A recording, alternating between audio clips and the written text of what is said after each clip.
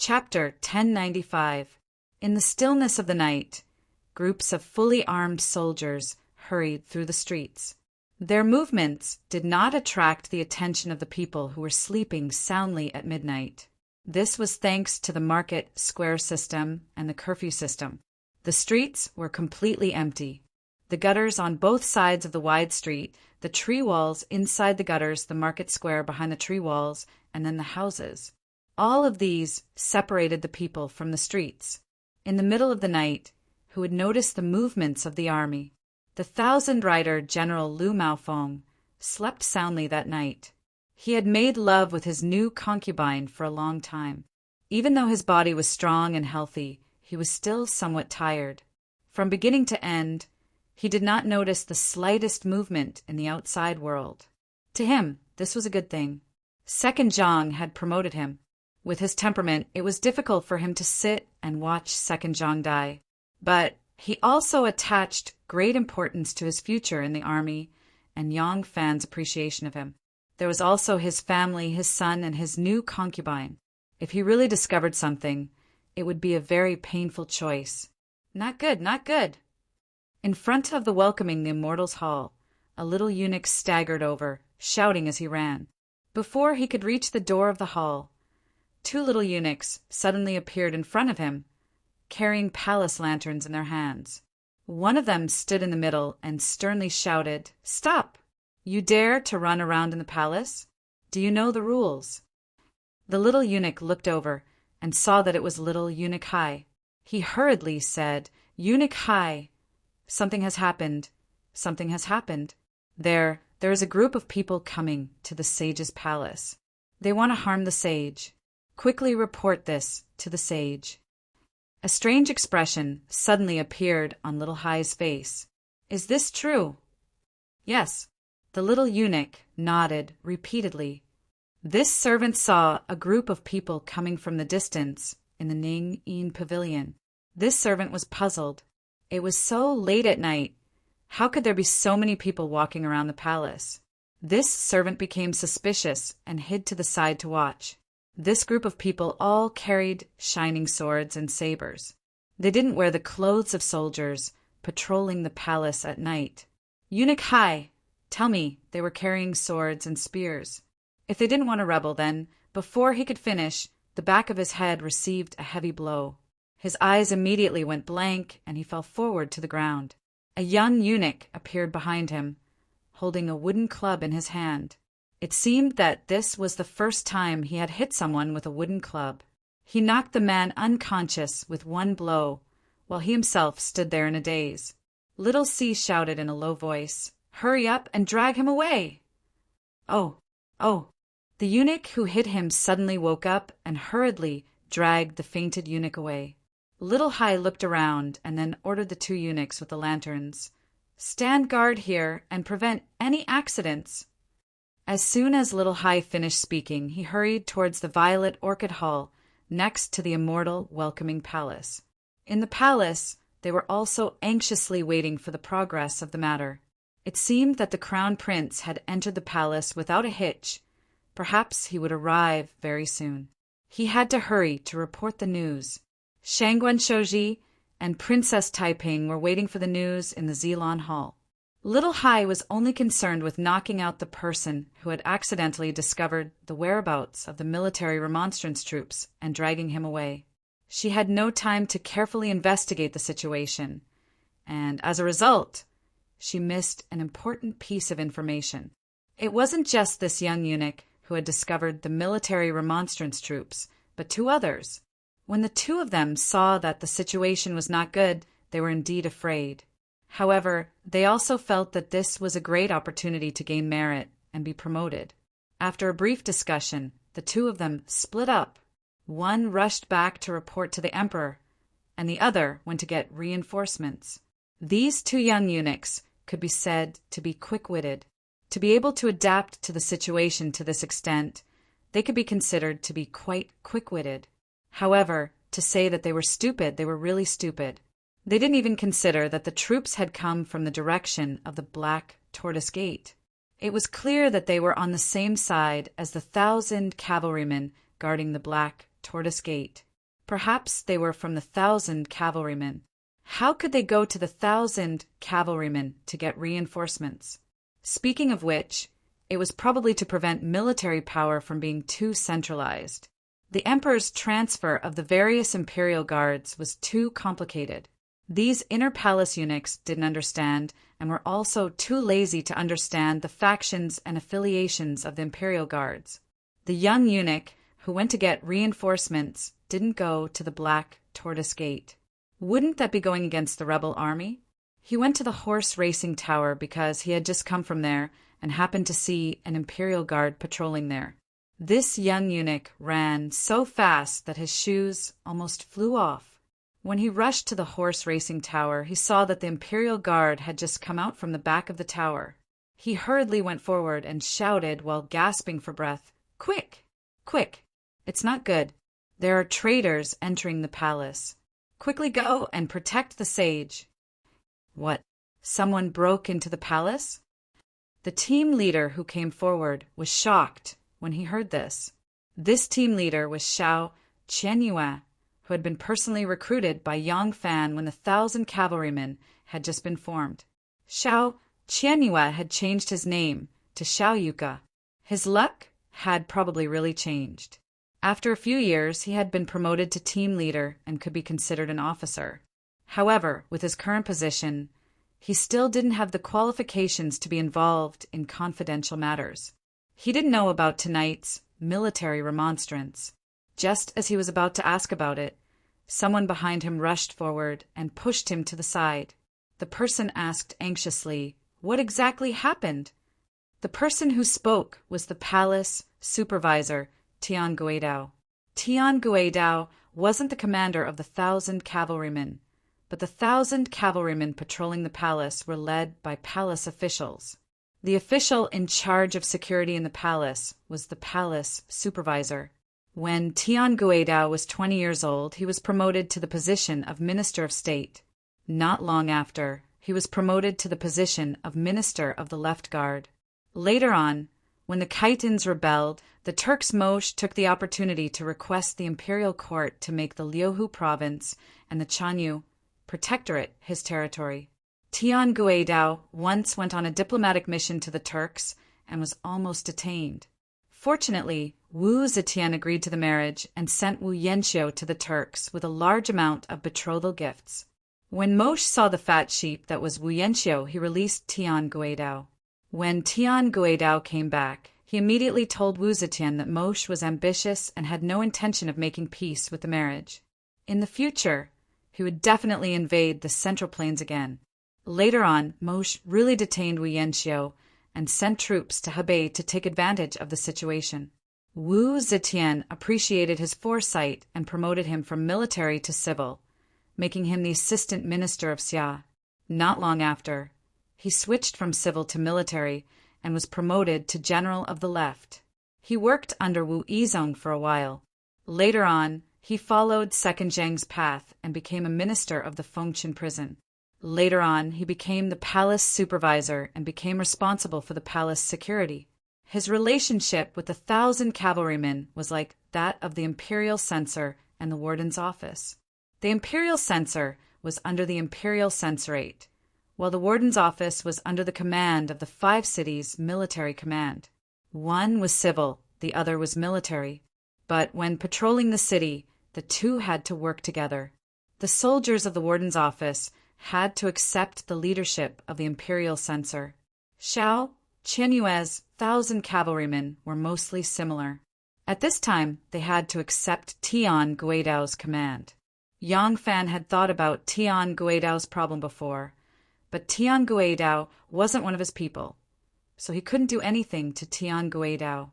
In order to make sure nothing went wrong, he used the soldiers under him to understand Tian Guidao's patrol route and time. The reason why he set the remonstrance at 2:45 in the morning and not right after the curfew began was because he had considered this, who knew that because of the 2 uncontrollable eunuchs and their own cleverness, Tian Guidao wouldn't be able to circumvent them. When Tian Guidao heard the eunuch's words, he couldn't help but turn pale with fright. He immediately led his men and rushed to the immortal welcoming hall. Xiao Qianyue and the other 1,000 cavalrymen didn't know what was going on. They only knew that if the emperor made a mistake, they would all lose their heads. Naturally, they also ran for their lives. Zhang, Jinji, and Cui Xianhui led over 300 strong men and rushed to the immortal welcoming hall. Zhang Jinji was over 80 years old, but he still walked as if he was flying. However, the palace was too big, and he was panting heavily the whole way. Seeing that the old prime minister was a bit tired, Jing, who hurriedly had 2 soldiers support him. They hadn't traveled far when a commotion suddenly came from the side of the imperial road. Immediately after, a group of people charged through the air and blocked their way. It was Tian Guidao who had arrived with his men. When the 2 sides faced off, both sides were a bit shocked. Zhang, Jinji, and Cui Xianhui had thought that the Black Tortoise Gate and the imperial guards were already under their control, so they could travel as if there was no one there. Who would have thought that a group of people would suddenly appear here? They were worried that if a fight broke out, the Empress would hear the news and react in time. Putting aside the fact that there was a mysterious armed force in the palace that they couldn't control, even if the Empress fled in panic, it would be as difficult as ascending to the heavens to find the Empress with just the few of them in the palace. Once the Empress left the palace, the consequences would be hard to predict. Not everyone had the courage to face her and disobey her orders. Moreover, the Empress had been in power for over 20 years, so who knew what other tricks she had up her sleeve? Tian Guidao was both shocked and afraid, and he didn't know what to do. He didn't think that someone would actually dare to break into the imperial palace and start a rebellion. And he certainly didn't think that the 2 people who would appear before him would be Zhang, Jinji, and Cui Xianhui. Although Tian Guidao had been a general and a civil official, he had been chosen through the imperial examinations. Deep down, he had always viewed himself as a civil official, and the peak of a civil official was the prime minister. Now that 2 prime ministers had suddenly appeared before him, and he was asked to denounce them as rebels and traitors, he couldn't immediately wrap his mind around this.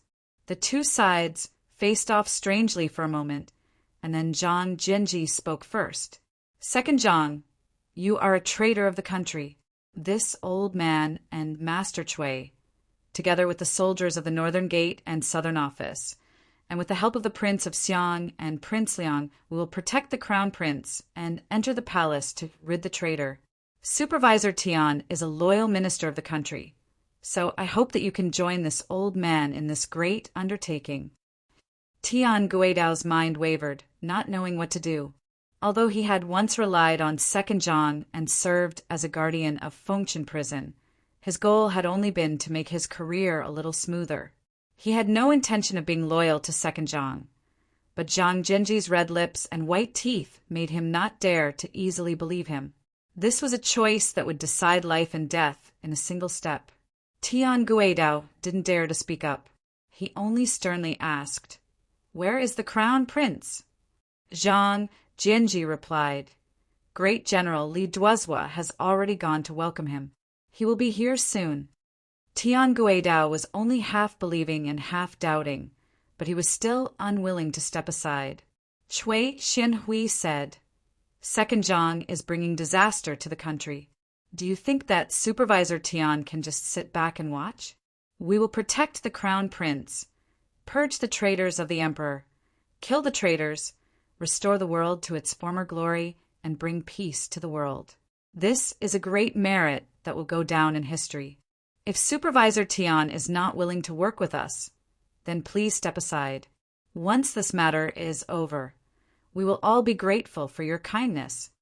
Tian Guidao stood, sword in hand, still undecided. Xiao Qianyue and the others nervously faced off against Zhang Jinji's troops, not knowing whether their commander, the palace supervisor, would fight or not. At this moment, another group of troops approached from the distance. In the middle of this group was a horse with a person sitting on it.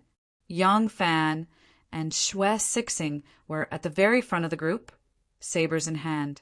They were in the middle of chasing after Zhang Jinji and Cui Xianhui, and when they saw the 2 armies facing off, they couldn't help but be shocked.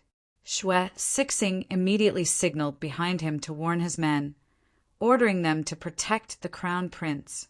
Meanwhile, Yang Fan raised his saber and charged forward. Chapter 1096. Yang Fan flew over, and when he saw that it was Xiao Qianyue who was leading the patrolling troops to block his way, he finally relaxed. Just now he was still puzzled.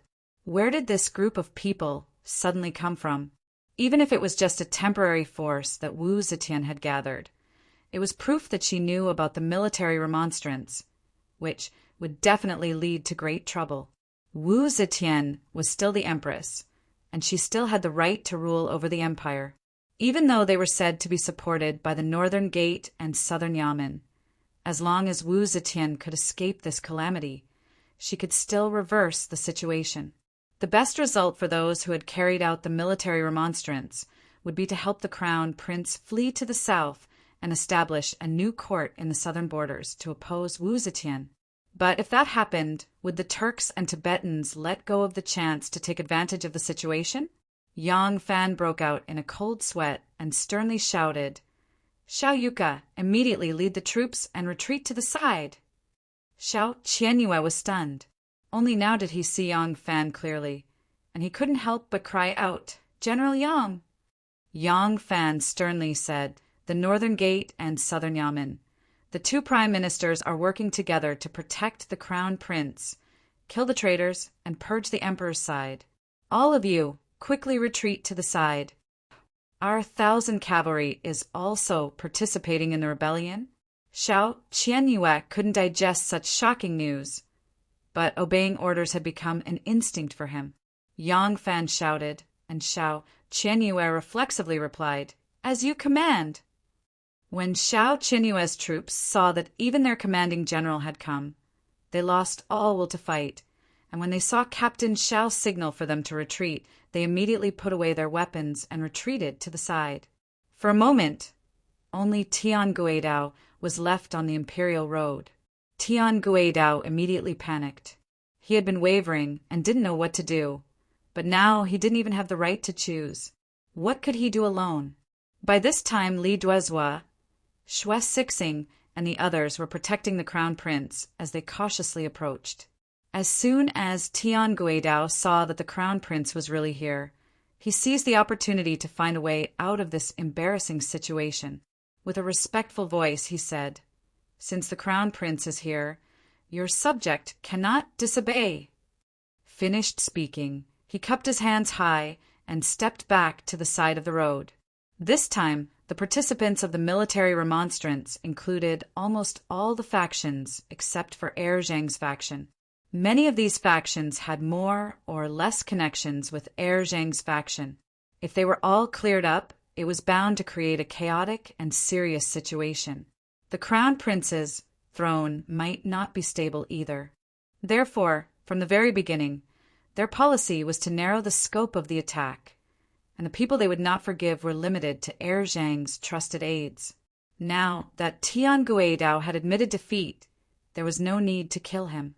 Yang Fan ordered Xiao Qianyue, "You, escort Tian Zhongjin to the Black Tortoise Hall. Without my order, don't act recklessly." Xiao Qianyue cupped his fists and said, "This general obeys." Tian Guidao felt relieved upon hearing this. He knew that his life was no longer in danger. If the crown prince's rebellion succeeded, he would undoubtedly have to settle the crime of blocking the road today. However, at most, he would be dismissed from his post and sent home to enjoy his old age. What else could he do? But on the other hand, what if the crown prince's rebellion failed? Then the detained Tian Guidao wouldn't be beheaded as a rebel, and he might even have a chance to be promoted. As the saying went, the greater the risk, the greater the reward. This was a result that he could accept, so Tian Guidao didn't need Xiao Qianyue to send the soldiers to escort him. He very consciously walked toward the Black Tortoise Hall. Xiao Qianyue immediately led the troops under her command to chase after him. As they walked, she felt like she was dreaming. Our 1,000 cavalry really rebelled. Yang Fan arrived in time and ordered Xiao Qianyue's troops to retreat avoiding a fierce battle halfway. There were eunuchs and palace maids on night watch in every palace. Once a battle broke out here, it would be difficult to not alert Wu Zetian. The group quickened their pace and rushed in the direction of the immortal welcoming palace. After traveling a short distance, Gao Lisher hurried over with 2 young eunuchs. When he saw Yang Fan walking at the front, he called out happily, "Big brother Yang!" Even Yang Fan didn't come to the inner court often, so he wasn't very familiar with the roads. However, Gao Lisher was used to it. With him as a spy, the group moved even more quickly. Very soon, they arrived in front of the immortal welcoming palace. Everyone stood still and looked at the majestic palace and the tall palace gates. When they thought that the Empress was staying inside, a kind of pressure immediately surged into their hearts. However, they were willing to be cut and dared to drag the Emperor down from his horse. They had even dared to carry out a rebellion. So what else did they have to worry about? That kind of strong psychological pressure only made their hearts sink, but then they recovered their courage and felt a kind of heroic spirit. Who could live such a grand life? This was a great achievement that could change the Emperor's position. Big brother Yang. Gao Lisher, who had just disappeared for a moment, directed a few young eunuchs to run back with great difficulty while carrying a thick and large log. No one knew where they had gotten the log or where they had hidden it beforehand. When Yang Fan saw this, he slapped his shoulder heavily and praised, "Good job! Quick, let's break down the doors." The Emperor's resting palace would definitely not open after nightfall. There was only one way to get in: break down the doors. Fortunately, although the palace walls were very high, this was still the palace gate of the resting palace of the inner court. It was not as thick and heavy as the palace gates. With such a thick log, they would definitely be able to break it down. Wang, Tongjiao, and Jing Hui were the first to rush forward and take the log from the hands of the young eunuchs. Immediately, a dozen or so burly soldiers volunteered to rush forward and work together with them to pick up the giant log. With a small jog, they fiercely slammed against the palace gates. With a loud bang, the palace gates suddenly shook. Everyone quickly retreated with the log in their arms and ran up again. With another loud bang, the palace gates began to loosen. Each time they were hit, a hole the width of a fist would open up. Huan Yanfan raised a saber and exclaimed in joy, "Quick! A few more hits and it'll open." Once they reached the immortal welcoming palace, Li Xian dismounted with a guilty conscience. The fear on his face had not yet faded. The rhythm of the log hitting the palace gates was not fast because after each hit he had to retreat a dozen or so steps before he could use his strength to slam against it again. Even so, each loud bang seemed to strike against his heart, causing him to tremble with fear. The immortal welcoming palace was an independent palace complex. Inside there were many doors and many houses, and the winding paths were deep and serene.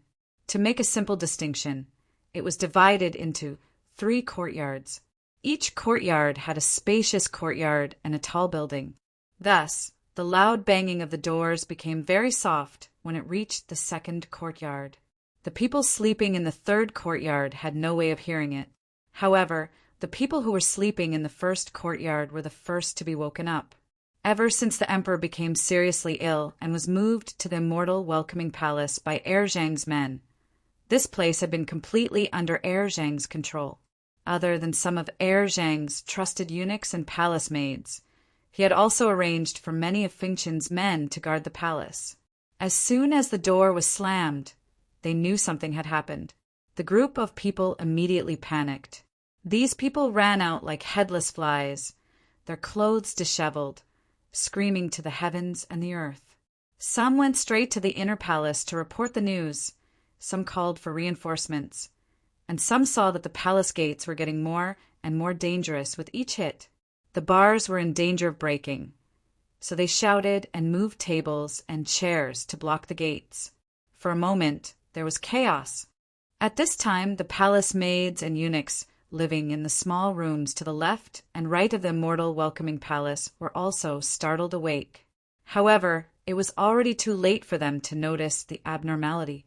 They didn't dare to come over and only stood far away. The group of people who wanted to rush into the palace couldn't be bothered with them and only increased the speed at which they slammed the doors. Boom! Ka! La la! The round would slammed again, and the bars of the door were broken, leaving only a small part of it holding together. Everyone was overjoyed and didn't care about retreating to borrow strength. They just stood where they were and slammed the door twice with the force of their swinging arms. Finally, the palace gates were wide open. Li Duozhua raised his eyebrows, pulled out his sword, and shouted, "Kill!" Everyone pulled out their swords and sabers and rushed in. The courtyard was already in chaos.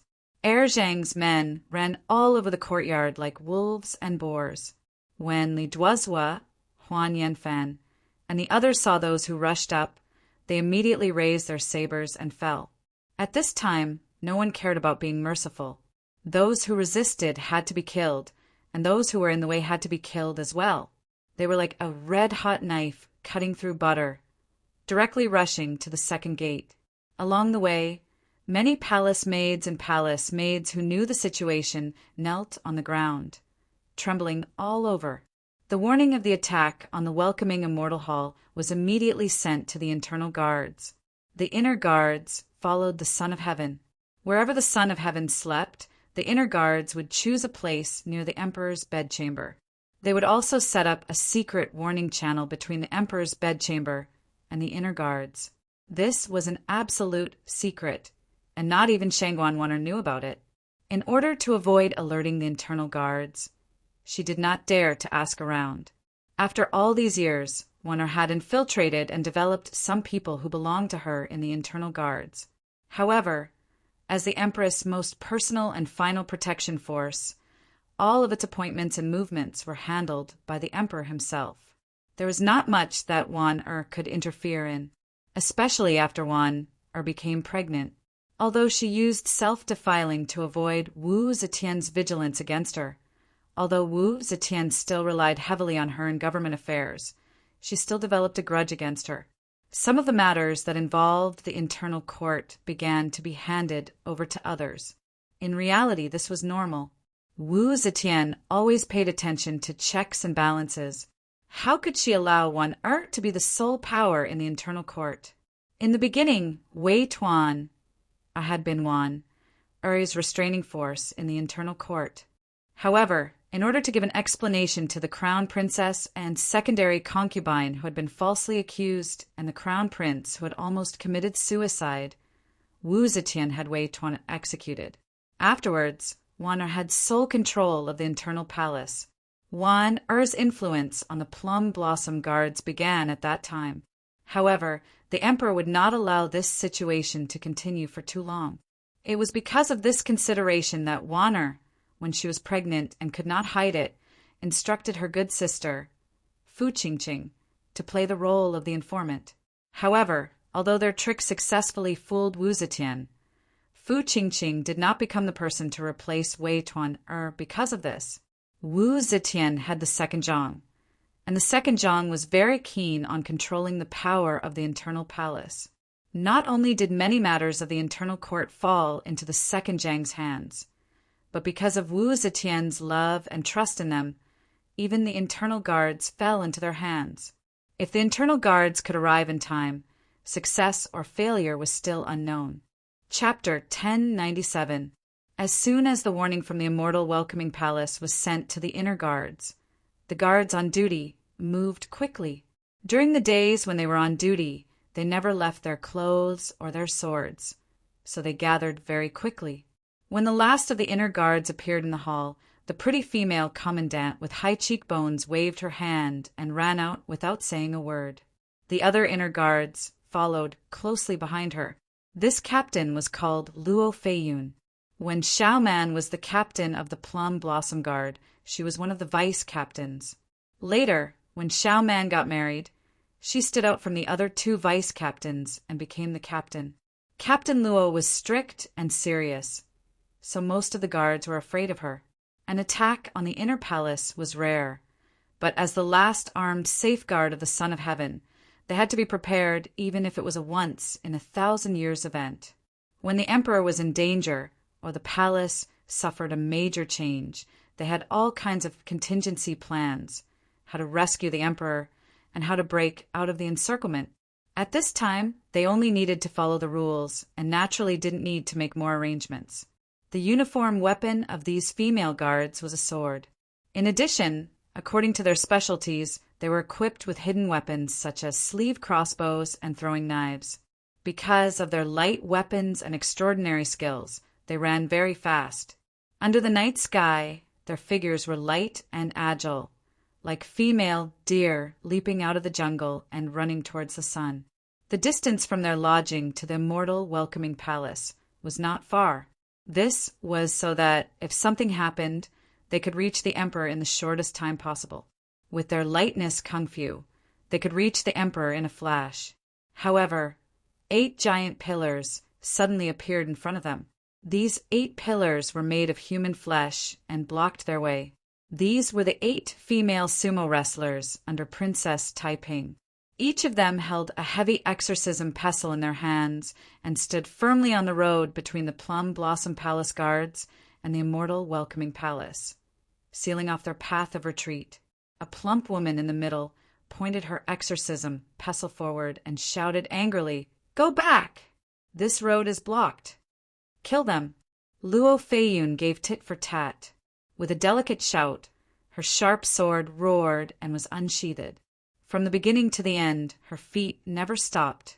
She shouted, drew her sword, and pointed forward. All her movements were completed while she was running. She led a group of female internal guards to press forward like a tornado. It was a woman who seized the road, and it was also a woman who blocked the road. This war between women seemed to be even more intense than the war between men. The fat woman was furious.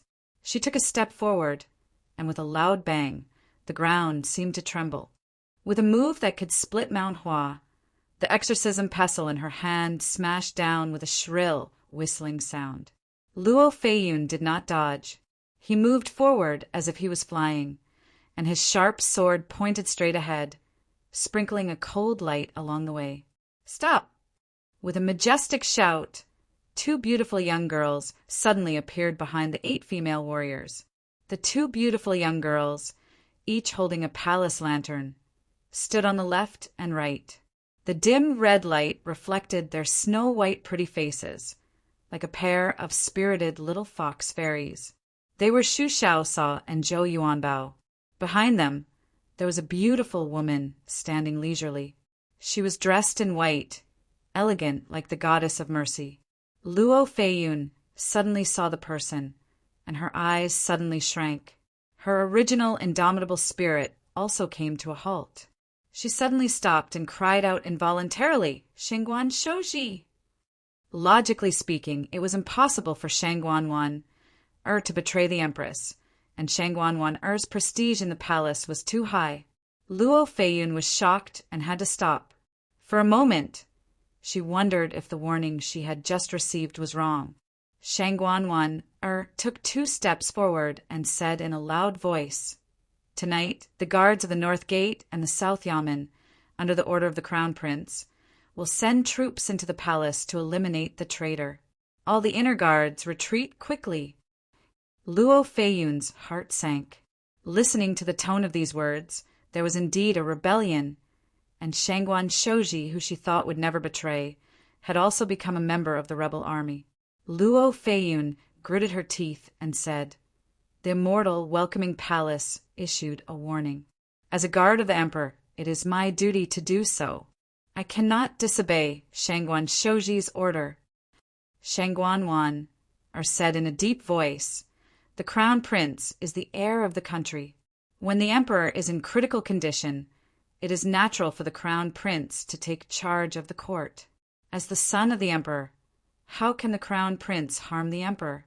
Your duty is to protect the safety of the emperor, and the crown prince wants to kill the treacherous Zhang.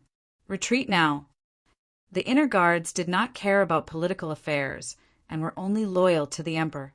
This was the belief and education they had received since childhood. At the moment when the immortal welcoming palace issued a warning for help, they were asked to stay out of it. This was somewhat unacceptable to them. All the female guards looked at Luo Feiyun in unison, waiting for her decision. Luo Feiyun was silent, and the sword in her hand slowly drooped down. It seemed that she had been moved by Shangguan Wan Er's stern reprimand. Wan Er was secretly happy. She raised her eyebrows and took another step forward. She was about to persuade a few more words when Luo Feiyun suddenly raised her eyebrows and drew her sword. She screamed, "I am rude." Luo Feiyun drew her sword first and then spoke. She leaped out like a cheetah and went straight to Shangguan Wan Er. The sharp sword in her hand also turned into a flash of lightning and went straight to Wan Er's chest. As the captain of the inner guards, Luo Feiyun could act first and report later when necessary. Since Shangguan Wan Er had rebelled against the Empress, she naturally did not need to hold back. She had pretended to be moved by Wan Er just now because she wanted to catch her off guard and kill Shangguan Wan Er in one fell swoop. She wanted to capture the leader first to capture the thief. Her pretense was indeed very confusing. The 8 female sumo wrestlers were extremely strong, but in terms of agility, they were far inferior to Luo Feiyun. Luo Feiyun suddenly drew her sword, and the 2 female sumo wrestlers closest to her cried out in alarm. They wanted to raise their heavy, demon-subduing pestle to block, but it was already a moment too late. As soon as they saw Luo Feiyun make her move, several of the inner guards also launched an attack on the female sumo wrestlers opposite them. Luo Feiyun swiftly drew her sword. Seeing that Shangguan Wan Er was standing there and had even forgotten to dodge, Luo Feiyun's lips couldn't help but reveal a proud smile. But this smile had just bloomed when it dissipated with a muffled groan. Luo Feiyun suddenly felt a sudden pain in her back. She let out a muffled groan, and her leaping body suddenly fell to the ground. She staggered 3 steps forward and lowered her head in astonishment. A snow-white tip of a sword had pierced through her chest. A drop of blood was gently sliding down the cold tip of the sword, and the chill went straight to her heart. Luo Feiyun wanted to turn her head in astonishment, but the sharp sword was still firmly held in the hands of the person behind her, and she couldn't move at all. Behind her, a faint voice came. "Captain Luo, I'm sorry." The sharp sword was suddenly pulled out, and Luo Feiyun let out another muffled groan. Her body went limp on the ground. Only then did she realize that most of the people who had attacked her at the first moment had already fallen to the ground. There was also the sound of metal clashing. It was an inner guard who had avoided the sneak attack in time and was fighting with someone. The person who was fighting with that person was Lan Yiqing. Lan Yiqing was exceptionally kind. Although she had attacked at the right time according to the plan, her heart softened when the sword reached the opponent's back. She didn't deliver the sword in time, so the opponent escaped. Lan Yiqing waved her sword to block and shouted, "Sister Yi, the outcome has been decided. You should give up." The person she called Sister Yi was called Yan Yi, and she was a captain in the inner guards. Yan Yi's almond-shaped eyes were spitting fire, and she roared angrily, "In your dreams! You dare to betray the emperor. I will definitely kill you." Yan Yi's chaotic wind, splitting sword technique was like a rainbow, and her entire person had entered a state of rage, forgetting about life and death. Lan Yiqing was flustered and was twisted by her sword. "Aya!" She cried out in alarm, and the sword in her hand flew out. Yan Yi did not hesitate, and with a shake of her sword, she stabbed towards Lan Yiqing's throat. Lan Yiqing couldn't retreat in time and couldn't avoid it. She could only see the light of the sword coming towards her like a cold star, and she could only close her eyes in despair and wait for death. Suddenly, she heard a clear dang sound, followed by a miserable cry. Lan Yiqing suddenly opened her eyes and saw Gowing rushing to her side and just barely lifting the sword that was sure to kill her up high. And a female sumo wrestler who chased behind Yan Yi did not hesitate to raise her exorcism pestle and heavily smashed it into the back of Yan Yi's head, causing her brain to burst, and she fell to the ground with a plop sound. At this moment, Luo Feiyun, who was lying on the ground, clutching his chest, breathed his last in despair. This internal strife left the female inner guards following behind dumbfounded, and for a moment they didn't know what to do. Some of the inner guards subconsciously moved to the side of a tall green-clothed female and formed a relatively tight and concentrated circle around her. Gowing hid her sword behind her elbow and said to the tall green-clothed female inner guard, military officer Hua, both the North and South Yamen's imperial guards have already submitted to the crown prince. Why do you need to act like a mantis trying to stop a chariot?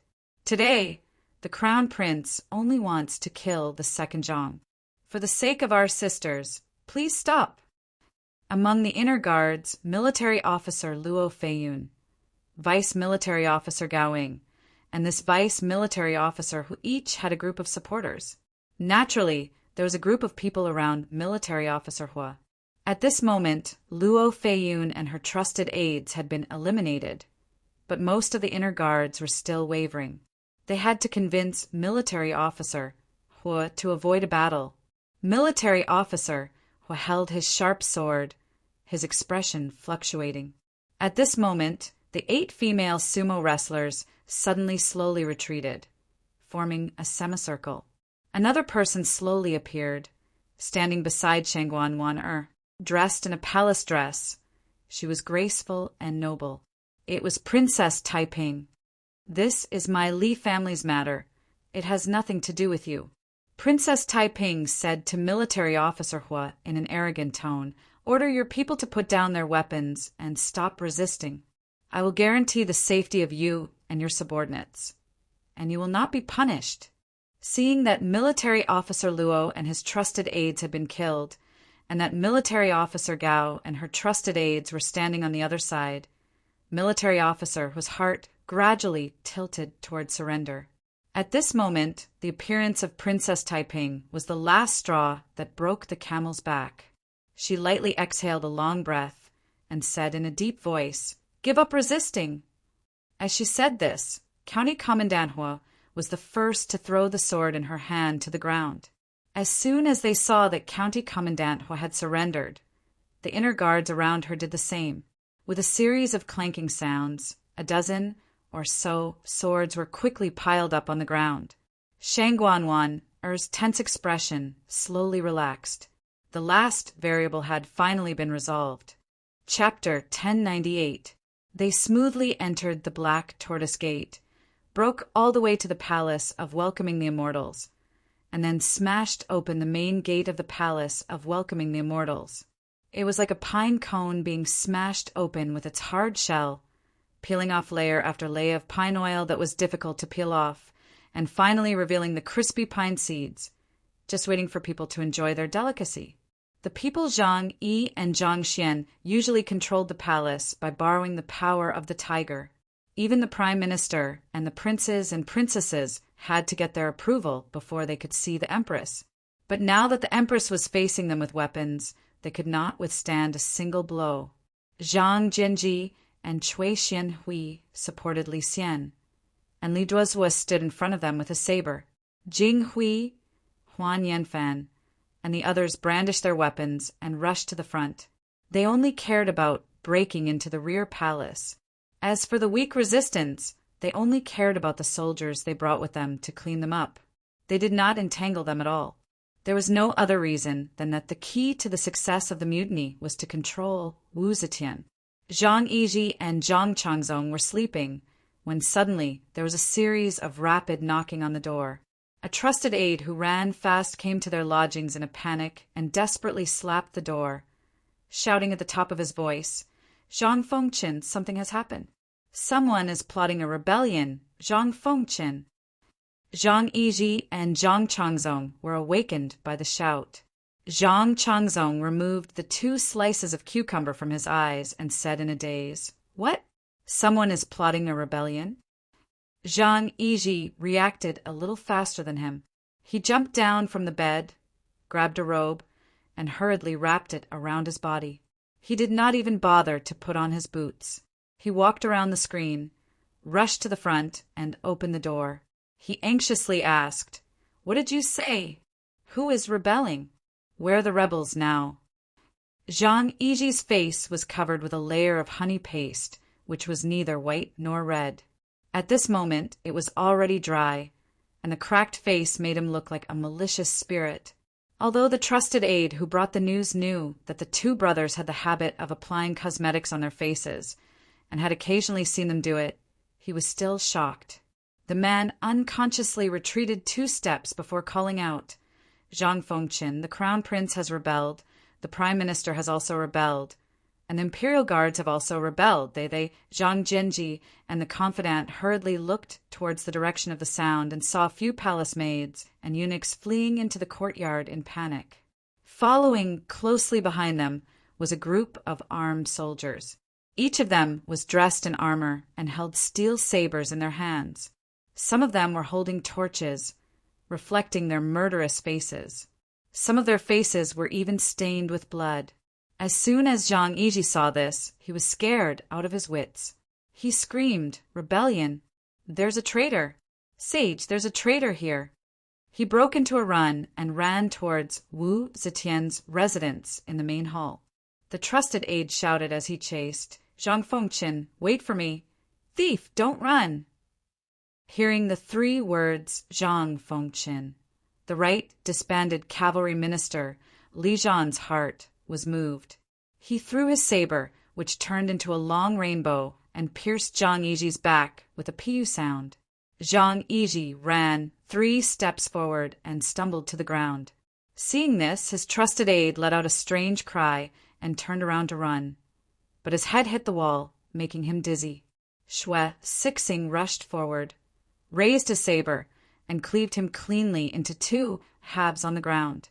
By this time, Zhang Changzong had put on his clothes and ran out of the door in panic, shouting along the way, "Who's rebelling? Who's rebelling? Wulong, who's rebelling?"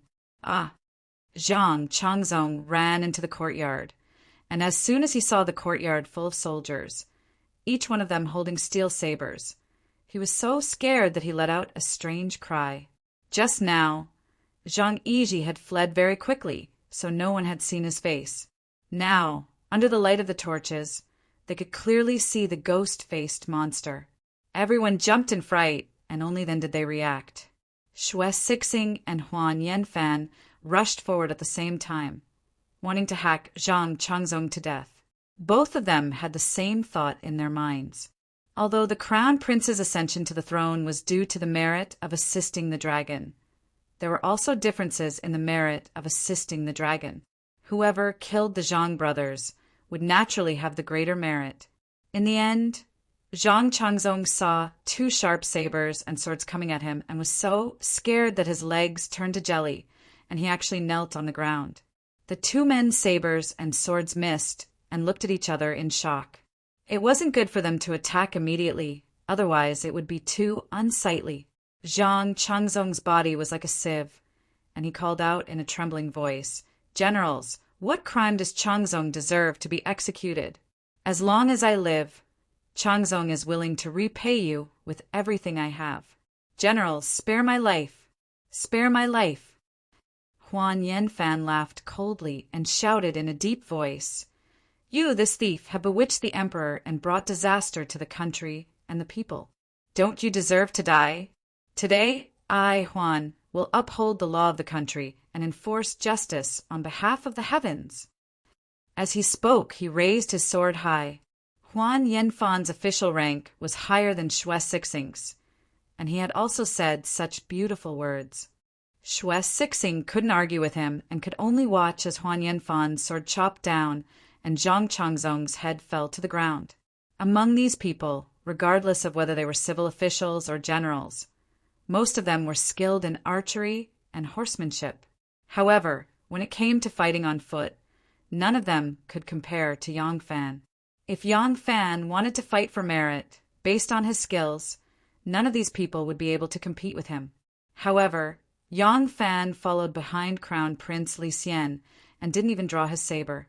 Today was to protect the Crown Prince and execute the second Zhang. If anything happened to the Crown Prince, it would be a big joke. This was a matter of life and death, so Yang Fan naturally couldn't let anything happen to the crown prince. Thus, he followed the crown prince from beginning to end and protected him. As for fighting for merit, first, he wanted the benefits of the entire succession hall, and the succession hall's benefits were his benefits. As for his personal power and fame, if he was suddenly promoted, he would be in danger of being lonely at the top. Second, although he and the second Zhang were mutually using each other, they had never shed all pretense of cordiality. If he had to personally act, he couldn't do it. Inside the emperor's sleeping palace, Wu Zetian was old and sleepy. The noise outside had already woken her up. Zhang Yiji's dying cry was clearly heard by her. Wu Zetian's heart tightened. Propping herself up, she shouted, "Quickly light the lamps! Who is causing trouble?" Inside the sleeping palace, there were palace maids serving throughout the night. There was also a lamp left on.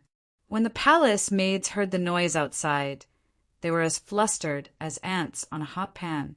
However, serving the Son of Heaven, they had long been accustomed to doing things according to the rules and did not dare to act without orders. At this time, when they heard Wu Zetian's order, they hurriedly lit the few lamps in the hall one by one and quickly retreated to Wu Zetian's side. Although the Son of Heaven was very weak in their hearts, she was still like a mountain, like an abyss. She was still a powerful and invincible existence. Standing by her side, they could always feel more at ease. At this moment, the supervisor of the Welcoming Immortals Palace ran in, trembling all over. As soon as he came in, he fell to the ground. Although Wu Zetian's sparse white hair was draped over her shoulders, and she was wearing a small white dress, unlike her usual grand and dignified appearance, she still exuded an imposing aura. "Who is causing trouble? Speak!" The Welcoming Immortals Palace supervisor knelt on the ground and only kowtowed. His forehead hit the ground with a pung-pung sound. Unexpectedly, he did not dare to say a single word. Wu Zetian was furious.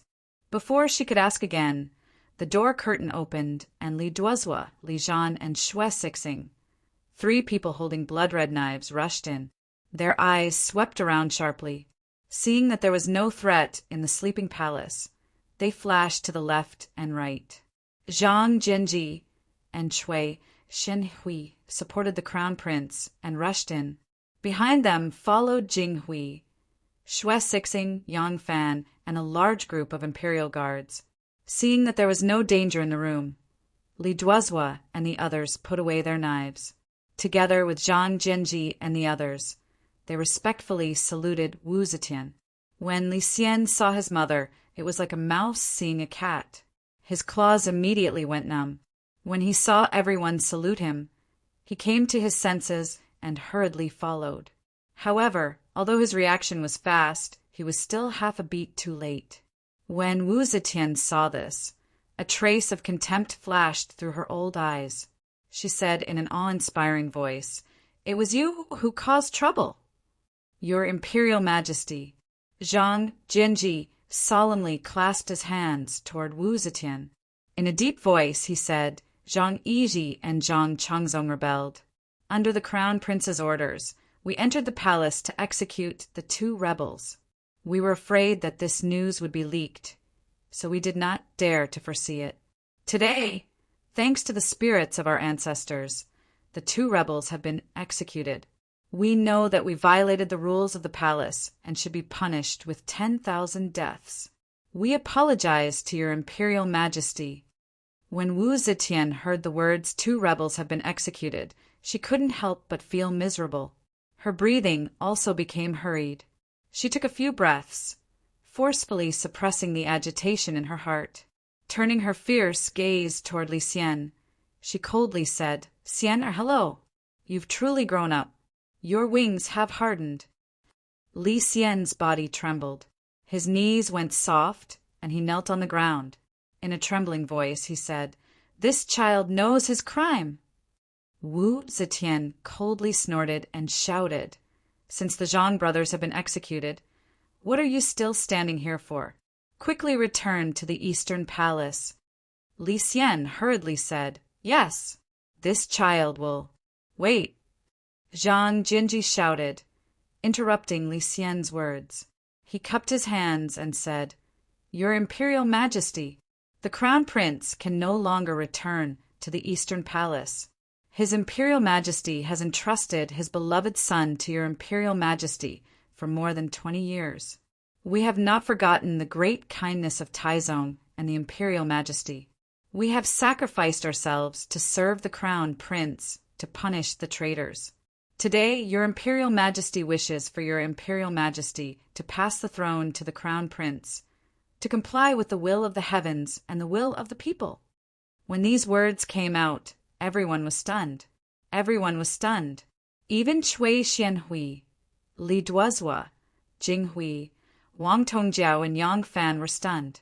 This was because this wasn't the plan they had originally agreed upon. Yang Fan thought, Zhang Jinji is indeed an old fox. I've also fallen for his tricks. Huan Yanfan loudly said, Master Zhang's words are reasonable. The Crown Prince is already old, and the will of the heavens and the will of the people belong to the Crown Prince. Your Imperial Majesty, please pass the throne to the Crown Prince to comply with the will of the world and the will of the people. Everyone was stunned by Zhang Jinji's words just now. Only Huan Yanfan remained calm and collected. At this time, he was the first to respond. Yang Fan's mind flashed. This decision was probably planned by the two of them beforehand. At this time, everyone suddenly understood. Zhang Jinji wanted these officials who had supported the Crown Prince to break into the palace to take the greatest share of the credit for bringing the emperor to the throne. According to their plan, they would first put the emperor under house arrest tonight and be closely watched by the soldiers who had participated in the rebellion. Tomorrow, they would publicly announce the execution of the second Zhang under the emperor's edict. Then, they would use the emperor's name to purge the second Zhang's loyal followers. After a month or two, the emperor would abdicate the crown prince. This way, they could avoid the turmoil in court to the greatest extent, and the various factions could also use this time to coordinate their relationships. To put it bluntly, they could distribute the political benefits. But now, Zhang Jinji had suddenly sternly and righteously forced Wu Zetian to hand over power. This way, the greatest credit would naturally go to them. The Prince of Xiang, who was maintaining order in the 9 cities, and Princess Taiping, who was working with Shanghai Wanner to maintain order in the palace, naturally also had credit. But compared to these people who had directly supported the Crown Prince's ascension to the throne, they were still a level lower. As for the Wu clan, there was no need to mention it. They were trying to push aside the relatives of the emperor and establish the power of the officials. Once they understood this point, all the civil and military officials rushed forward and said in unison, "May your Majesty hand over the throne to the Crown Prince, in accordance with the will of the heavens and the will of the people." Wu Zetian coldly looked at them. When she saw Li Zhan, Wu Zetian was somewhat surprised. "Li Zhan, we have not treated you and your father poorly. I didn't think that you would do such a thing." Li Zhan lowered his head in shame. Wu Zetian then looked at Cui Xianhui and said, "The other prime ministers were all promoted by us. Only you were personally chosen by us. I didn't think that you would also appear here today." A prime minister was a prime minister. Whether it was in terms of adaptability or mental fortitude, Li Zhan couldn't compare. Cui Xianhui righteously replied, "It is precisely because your Majesty has appreciated and promoted this subject that this subject is willing to sacrifice my life to repay the Son of Heaven. This subject believes that killing the traitors and protecting the Crown Prince is the best way to repay the Son of Heaven and serve the court." Wu Zetian was so angry that a fire rose in her heart.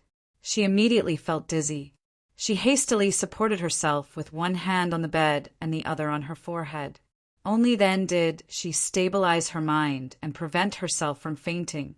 When Zhang Jinji saw this, he immediately knelt down and said in a clear voice, "Thank you, your Majesty, for your permission." "You cough, cough." Wu Zetian angrily pointed at Zhang Jinji and violently coughed. Her face swelled red, and she couldn't speak. When Cui Xianhui, Li Duozhua, and the others saw this, they immediately knelt down and said in unison, "Thank you, Your Majesty, for your permission." Yang Fan also knelt down with the others. Looking at the furious, helpless, haggard, and despairing Wu Zetian, he suddenly thought of the first time he saw the Empress. That year, that day, that time. It was like a dream. Chapter 1099. Only when he walked out of the Emperor's bedroom did Li Xian's expression ease up. Zhang Jinji, on the other hand, remained calm. After leaving the Emperor's bedroom, the first thing he said was to order the immortal welcoming palace supervisor to hand over the 10 treasures of the Emperor and the 12 tiger talismans. Hearing Zhang Jinji's words, Li Xian's body suddenly shook. A strange impulse rushed from the back of his waist all the way to the top of his head. His entire body had a kind of numb and limp feeling. This kind of feeling seemed to have only been felt in bed during the days when he and Wei Fei had just married. He suddenly realized that he had succeeded. From now on, he would become the emperor. Yes, he had once been an emperor, but he had only been an emperor for a month before he was deposed as the Prince of Luling and imprisoned in the yellow bamboo ridge of Fang Province. However, even when he ascended to the throne, he wasn't too excited because he only had the title of emperor at that time. All the power was in the hands of his mother, but it was different this time. This time, who else could threaten him? He was the emperor, the high and mighty emperor, the emperor of the 9 Five Supremes, an overweening emperor. Li Xiantao was drunk and passed out. Li Zhan and Wang Tongjiao led a group of guards and escorted the supervisor of the welcoming immortal's palace to Heir Zhang's residence. They found the Son of Heaven's 9 treasures and the 12 tiger talismans, and respectfully presented them to him. The Emperor's seal was originally called Imperial Seal, but Wu Zetian felt that Imperial Seal sounded the same as she, which was inauspicious, so she changed it to Treasure. Zhang, Jinji, and Cui Xianhui meticulously inspected every single jade seal. Fate receiving treasure, fate sealing treasure. When Qin unified the world, Shi Huang established the Emperor's seal, the Emperor's royal seal, the Emperor's letter seal, the Emperor's royal seal, the Emperor's letter seal, the Emperor's royal seal, the Emperor's letter seal, the Emperor's letter seal, the Emperor's royal seal, the Emperor's letter seal, a total of 6 seals. In the Han Dynasty, 2 more treasured seals were added, and later generations followed the Han system, resulting in the Chuangui seal and the 8 treasure seal. However, in the Tang Dynasty, another piece was added. This was because when the Tang Dynasty was first established, there was no heirloom seal engraved on the Heshabi. The heirloom seal had long been regarded as a token of divine imperial authority, legitimate and legitimate. Anyone who ascended to the throne without the heirloom seal was ridiculed as a white emperor. The Tang Dynasty lacked the imperial seal, so they had to carve their own imperial seal of acceptance to console themselves. They were also embarrassed to completely copy the imperial seal of acceptance. Although the design was copied from the imperial seal of acceptance, the 8 big characters were changed a little. What was engraved was Heaven of Acceptance, longevity of the emperor. Therefore, the number of seals in the Tang Dynasty was the same as that of the Han Dynasty. However, in the 4th year of Jingguan, Li Tang brought Empress Xiao and the imperial seal back to Li Tang when he attacked the Turks. Since the imperial seal was found, it was not appropriate to smash the one he carved to make up the number. Therefore, the Tang Dynasty had an additional seal. There were a total of 10 seals, all carved from white jade with a hornless beast as the button. Other than the imperial seal of acceptance, which was 4 inches square, the other seals were 1 inch and 2 fun. Therefore, it was very easy to identify which side was the imperial seal. However, before the Tang Dynasty recovered the imperial seal, the seal they carved to make up the number was an imitation of the imperial seal of acceptance, which was also 4 inches square. Therefore, these 10 seals were 8 imperial seals of the emperor. 1 imperial seal of acceptance was the same size as the imperial seal of acceptance. Zhang Jinji and Cui Xianhui opened the seal boxes one by one and carefully examined them, afraid that someone else had substituted a flower for a tree. After examining the 8 seals, they came to the last 2 seals held by the soldier. The 2 did not even look at the imperial seal of acceptance, but looked at the imperial seal of acceptance at the same time. 2 pairs of trembling hands reached out at the same time and gently opened the seal box. An imperial seal was quietly lying in the seal box. The seal was 4 inches square, made of white jade with a hornless beast button, and handed over the 5 coils of chi. Hidden in the seal script were the words, "Receive the mandate of heaven. Live forever and prosper." Zhang Jianji's old face, which had always been as calm as an ancient well, suddenly became excited. The wrinkles on his face seemed to ripple, as if he was holding a newborn baby. He carefully took out the imperial seal of acceptance and raised it high above his head. Suddenly, he turned around and knelt down heavily in front of Li Xian. In a loud voice, he said, "God bless the Tang dynasty. Long live our emperor!" This was a real achievement. Who would be willing to be left behind? Everyone knelt on the ground in excitement and shouted to Li Xian, "God bless the Tang dynasty. Long live our emperor!" Li Xian stood there, as if he was riding on the clouds. Happiness came too quickly, and he could not adapt to it. In the palace of welcoming immortals, when the 2 ministers forced the emperor to abdicate, Princess Taiping and Shanghai Wanner were summoning the 6 ministers, the 24 ministers, and the chamberlain of the Department of Chamberlain. They explained to them the situation of tonight's operation and the purpose of the operation in order to pacify everyone. These people were the heads of the various departments and eunuchs in the palace. Many of them did not know what had happened tonight. The entire palace was in a state of panic. They had to pacify these people in order to stabilize the palace. Next, to ensure the smooth operation of this power center, they could not do without their cooperation. Outside, there was the suppression of the army. Inside, there was the control of the most powerful and prestigious person in the inner court, Shanghai Wanner. In addition, there was Princess Taiping as the representative of the royal family. These palace maids and eunuchs quickly calmed down. Suddenly, Eunuch Hai quietly walked over. He stood on his tiptoes and whispered a few words to Princess Taiping.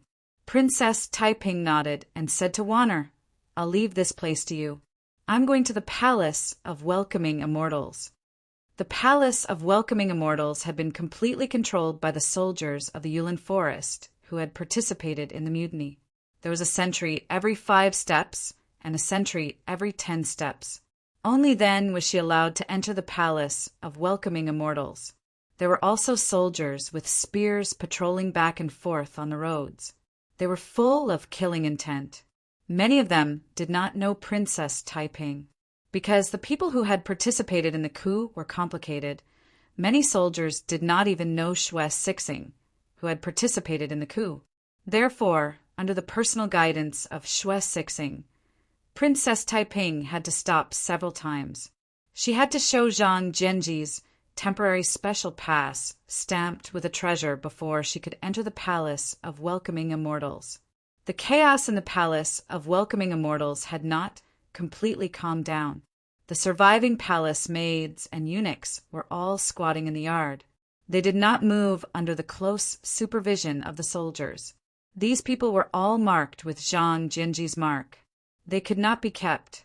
Later, they would be sent to places like the Laundry Bureau or the Sinong Temple to be replaced by a group of reliable palace maids and eunuchs. However, this could only be arranged after Wanner had pacified the 6 ministers, 24 departments, and the eunuchs of the inner servants department. For now, they could only be watched together. The blood on the door had been frozen into ice. The corpses on the ground had not been moved away. Princess Taiping carefully avoided the corpses and followed Xue Sixing into the inner palace. In the 3rd yard, Taiping stopped. Yang Fan was squatting on the ground, looking down at a corpse in front of him. Taiping happened to see his side face. Yang Fan looked very calm, neither happy nor angry. Taiping walked over gently. Xue Sixing had heard about the affair between her and Yang Fan. so he stayed where he was. Yang Fan heard the footsteps. He turned his head and saw it was her. He hurriedly stood up and stood in front of the corpse. But he was still one step late. Princess Taiping saw the corpse clearly. "Ah!" she exclaimed softly. She covered her mouth with her hands, and her eyes were full of horror. The corpse was wearing a long robe. The belt of the robe was untied, and it was scattered on the ground. His hair was also loose. There was a knife stuck in his back. Half of the blade had penetrated into his body. What was shocking was that he did not have a head. There was a large pool of blood on his neck. Even though Taiping's courage was outstanding, seeing this kind of situation, she could not help but be startled. Yang Fan blocked Taiping. He turned his head to a Yulin royal guards and said, "Take the corpse away." The soldier hesitated and said, He is the rebel leader Zhang Yiji. Without the prime minister's order, I am afraid it is not appropriate to deal with him. General." Yang Fan suddenly turned around. A murderous look appeared on his face. In a deep voice, he said, "Do you want to ravage a corpse? Wrap it up and take it away." The Yulin royal guards was startled by Yang Fan. He hastily called 2 soldiers to go to the second bedroom and dragged out a bedding, and then wrapped the corpse up. Yang Fan pointed to the other headless corpse at the door and said, "There is also that one. Take it away as well. Look after it well." The Yulin royal guards did not dare to object any more. He hastily wrapped the corpse up and lifted it up. Princess Taiping asked in a low voice, "This is the second Zhang's corpse?" Yang Fan nodded. He walked shoulder to shoulder with her toward the palace. While walking, he said, "Master Zhang ordered us to cut off their heads and hang them on the Vermilion Bird Avenue as a public display." Taiping bit her lip and said in a soft voice, "Erling, don't be angry. This is a necessary action." Yang Fan let out a soft sigh and said, "I know, that's why I have no objection. It's just that the corpse has to be dealt with. We can't keep it in the welcoming immortal palace forever." Taiping understood his mood. She nodded and said, "After the heads are hung for public display, I will arrange for people to stitch up their bodies and send them to the Great Mercy's temple for cremation." "Very well," Yang Fan said in a low voice. He stopped at the door of the emperor's bedchamber and said in a low voice, "The emperor is in a very bad mood right now. You are the emperor's daughter. You should comfort her." An inexplicable emotion suddenly welled up in Taiping's heart. Just like how Yang Fan felt for the second Zhang, she felt the same way for her birth mother. She was the one who took the initiative to participate in this mutiny and played a crucial role in it.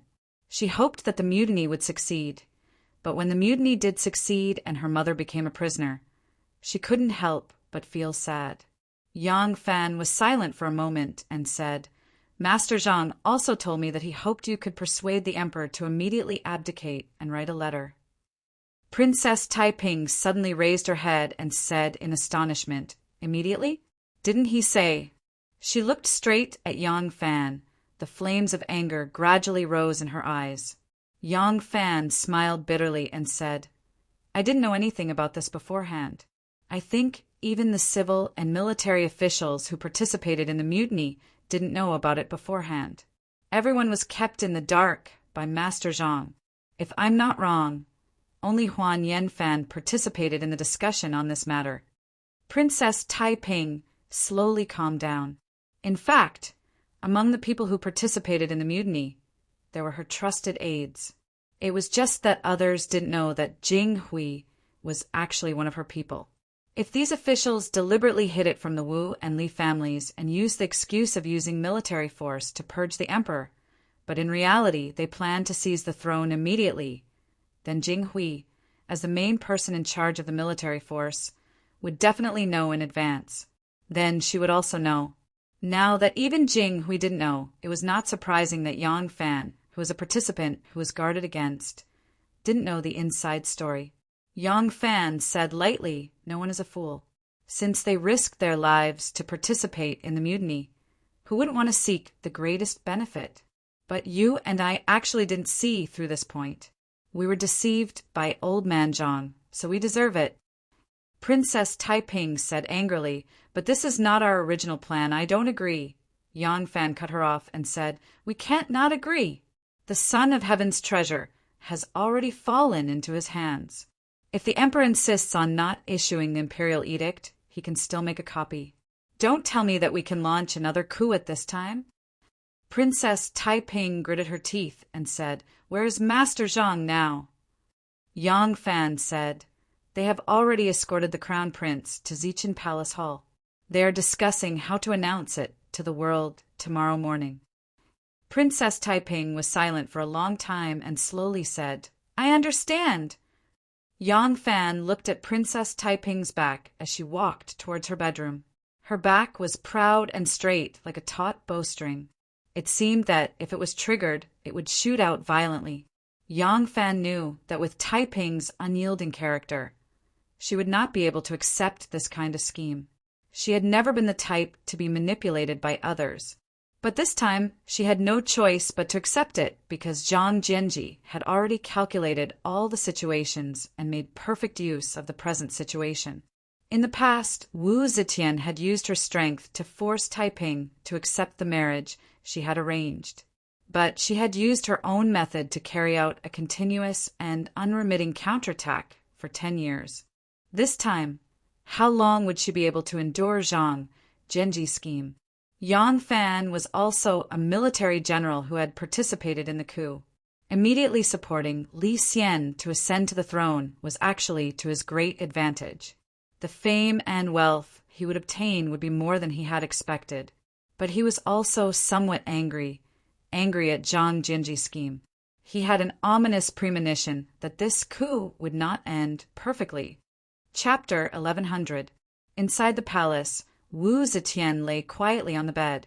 Ever since Zhang Jianji, Cui Xianhui, and the others had left with the crown prince, she had not opened her eyes.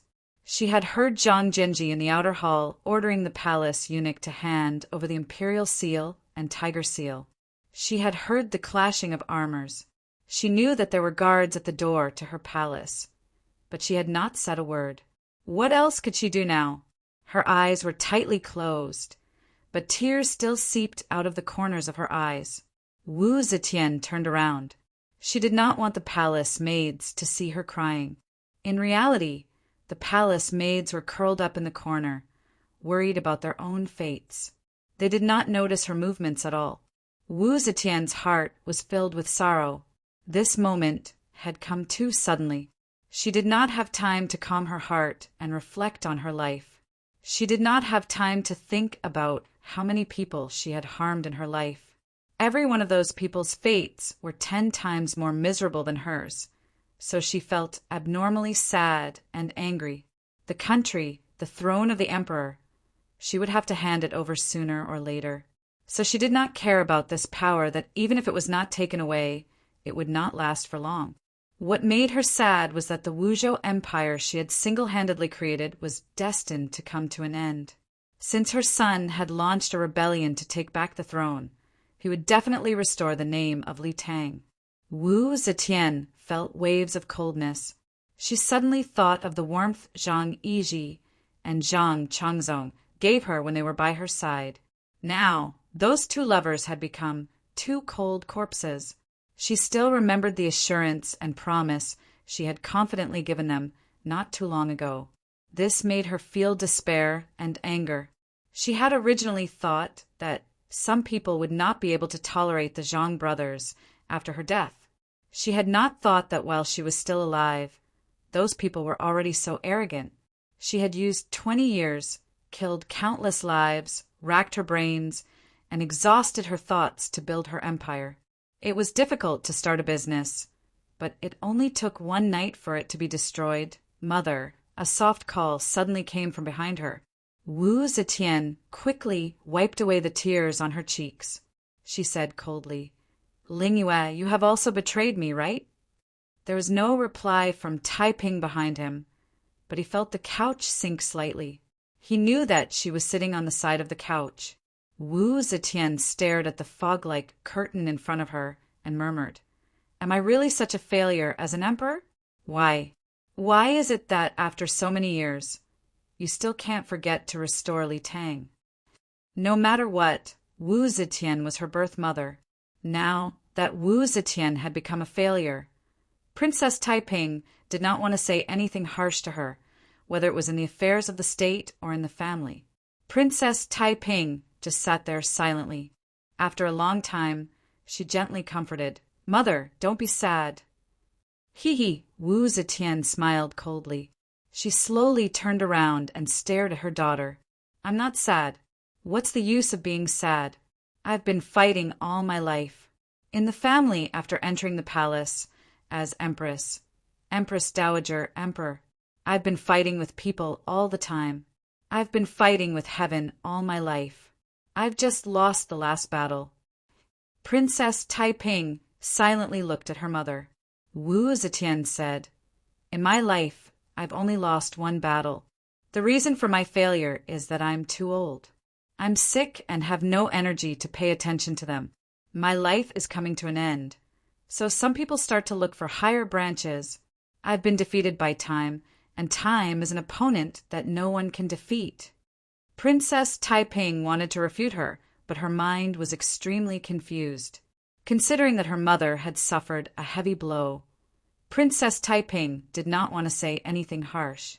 So she seemed to agree with Wu Zetian's conclusion and nodded gently. Seeing her nod, Wu Zetian showed a happy look on her face. She smiled like a child. "Daughter, do you think that by imprisoning me here, I can be at your mercy? No, impossible. I'm Wu Jiong, the unique Wu Jiong since ancient times. If I'm determined to die, I can still create endless trouble for you, can't I?"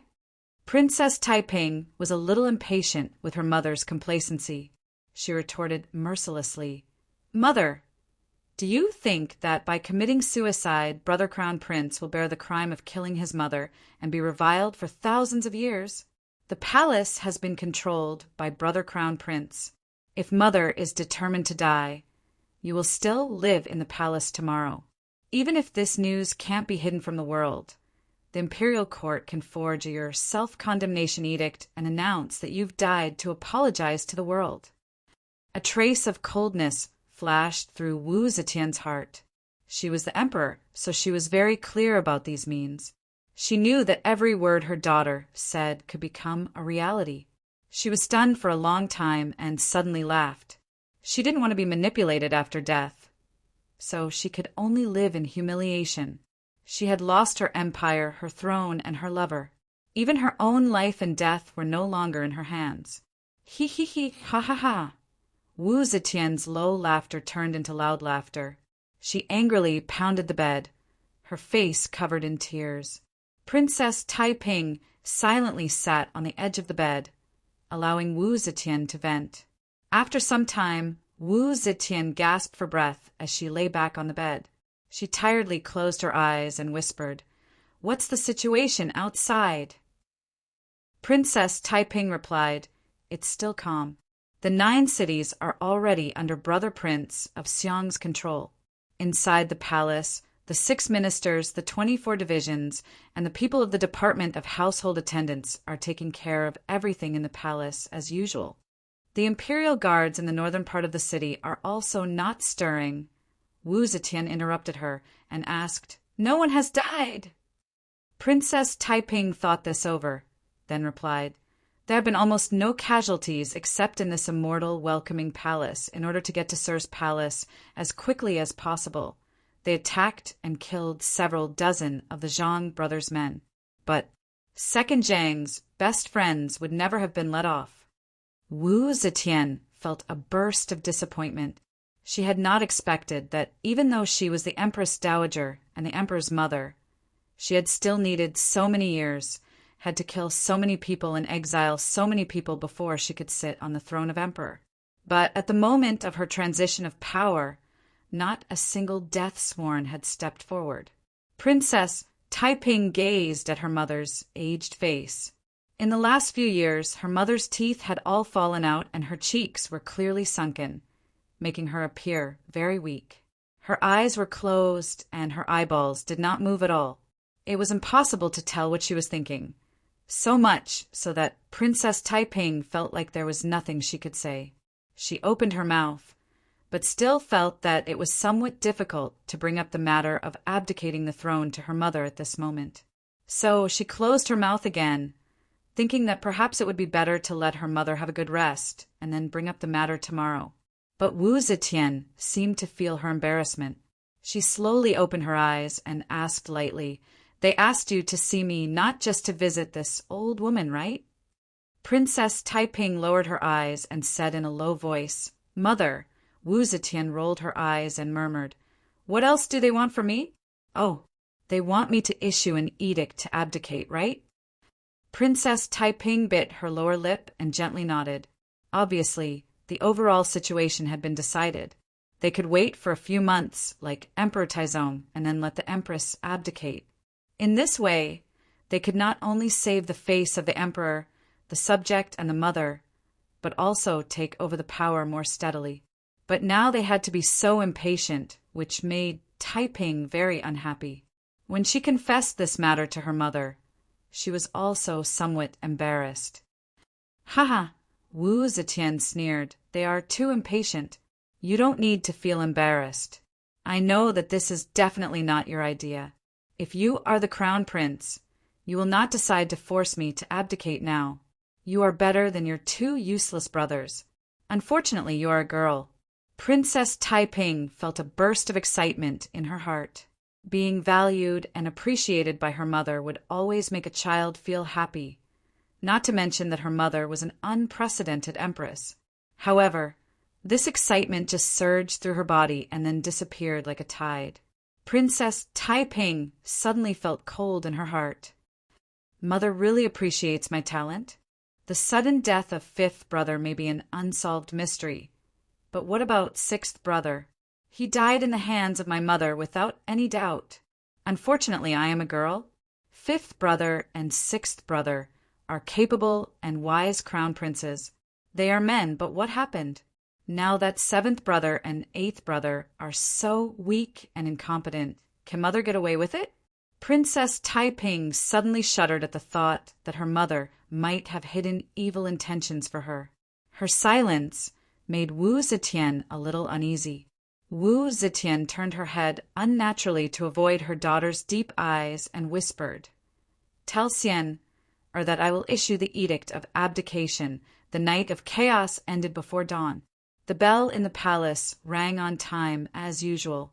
This meant that the mutineers had completely controlled the palace. Although its mistress had been reduced to a prisoner, it still operated as usual. The new emperor was waiting in Zichin Palace to be enthroned. In this world, no one was irreplaceable. Early in the morning, the people of Chang, and who didn't know what happened in the palace last night, were surprised to see 5 heads on Vermilion Bird Avenue. Zhang Jianji didn't start a massacre. Even the Zhang family, he only ordered the killing of Zhang Yiji, Zhang Changzong, Zhang Tongxiu, Zhang Changyi, and Zhang Changqi. Zhang Tongxiu and the other 2 were originally local officials. They returned to the capital to reunite with their families during the Spring Festival. Because of the Zhang family's background, they stayed and didn't return. They planned to return after the first lunar month, but they followed Zhang Yiji and Zhang Changzong to the underworld last night. Zhang Jianji was appointed prime minister at the age of 80. In this regard, probably only Jiang Taigong, who fished in the Wei River, could compare with him. Before him, countless people with lofty ideals wanted to end the Wu Zhou dynasty, but they kept adding fuel to the fire, and the water in the Wu Zhou dynasty just couldn't boil. Until Zhang Jinji added fuel to the fire, the curtain fell on the Wu Zhou dynasty. Chapter 1101. On the morning of the 23rd day of the first year of the Divine Dragon, the heads of the 5 Zhang brothers were displayed on Vermilion Bird Avenue. This news had just spread through Chang, and when another astonishing piece of news arrived, the Empress had announced that the Crown Prince would oversee the country and be the president. The people of Chang and felt even more of a sense of belonging to Li Tang than the people of Luoyang. Upon hearing this news, the crowd cheered and countless people poured into the streets, as if they had returned to the bustling scene of the Lantern Festival. Fan Chuan and Du Jingting rushed to Vermilion Bird Avenue and set up an incense table in front of the heads of the 5 Zhang brothers. For a moment they wept. Soon after, the Crown Prince Li Xian appointed Yuan Shuji, the minister of the Prince of Xiang's household, as Assistant Minister of the Wind Pavilion and Minister of Peace. He sent 10 envoys with the Crown Prince's imperial seal to comfort the 10 provinces. If Wu Zetian continued to hold the title of Empress, it would be very beneficial to the smooth transition of power. They could use Wu Zetian's name to resolve many outstanding problems, and use the emperor's name to deal with matters that were not suitable for the crown prince to handle. But because of Zhang Jianji and Huan Yanfan's decision, the 3-month transition period was shortened to 1 day. On the 24th day of the first month, the court announced the abdication of the empress and the abdication of the crown prince. This not only made many of the plans impossible to implement, but also created a new problem. The sudden change in the plan of military remonstrance immediately caused a split in the remonstrance group. The furious Wu Sanxi angrily reported his illness to the crown prince and shut himself in. All the sons of the Wu clan with military positions were sent to the army, and even Wu Yui was released to the Featherwood Guard. The Prince of Xiang, Li Dan, and Princess Taiping also reported their illness to the crown prince. For a moment, Li Xian was badly battered, but he could not resist the temptation of immediately ascending the throne. He had already promised Zhang Jianji and the others, and he had already announced it to the entire country. How could he go back on his word? Helpless, Li Xian could only lower himself and personally pay a visit. He first visited the Prince of Xiang's estate, then Princess Taiping's estate, and finally the Prince of Liang's estate. In his private conversation with his brother and sister, Li Xian did his utmost to clear his name and push all the blame onto Zhang Jianji, Cui Xianhui, and their group.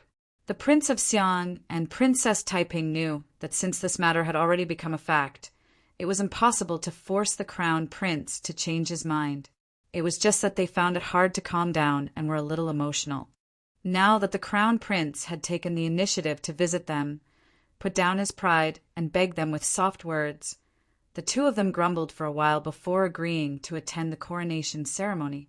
However, Wu Sanxi did not give Li Xian any face.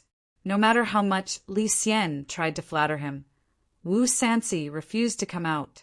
Although the Prince of Xiang, Li Dan, was in control of the Southern Office Guard, and as long as he agreed to attend the coronation ceremony and support the crown prince's ascension, the safety of the 9 cities could be guaranteed, Li Xian was not at ease.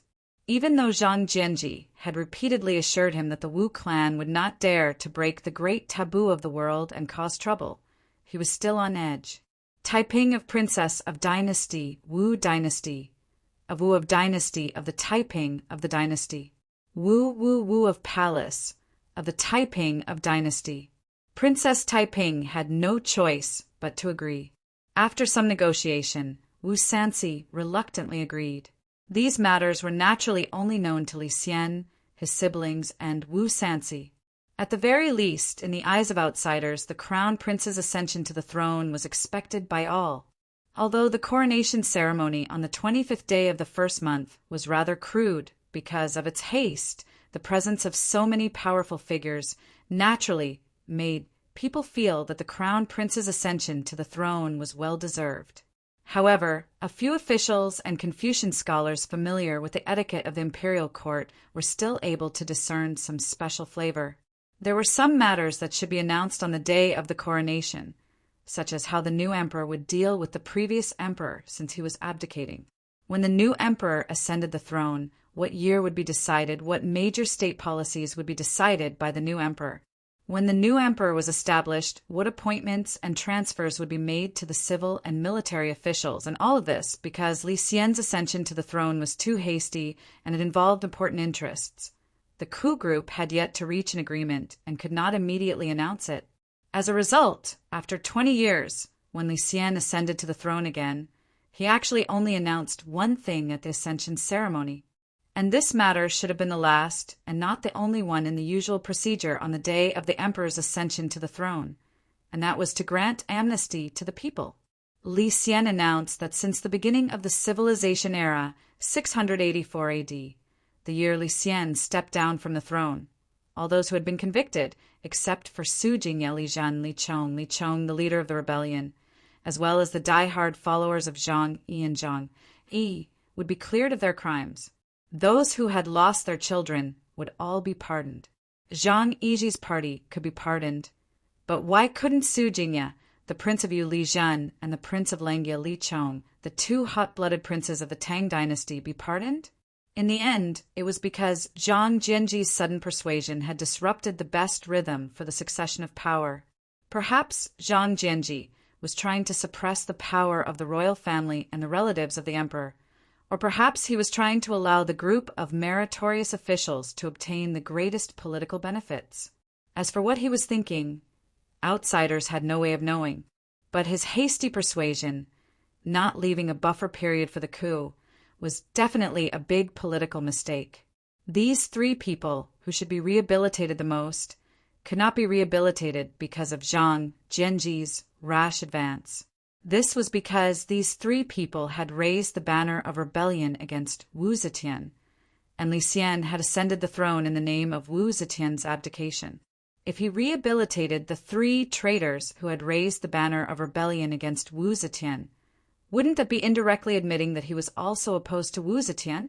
He couldn't do something like slapping himself in the face. Whoever started the trouble should untie it.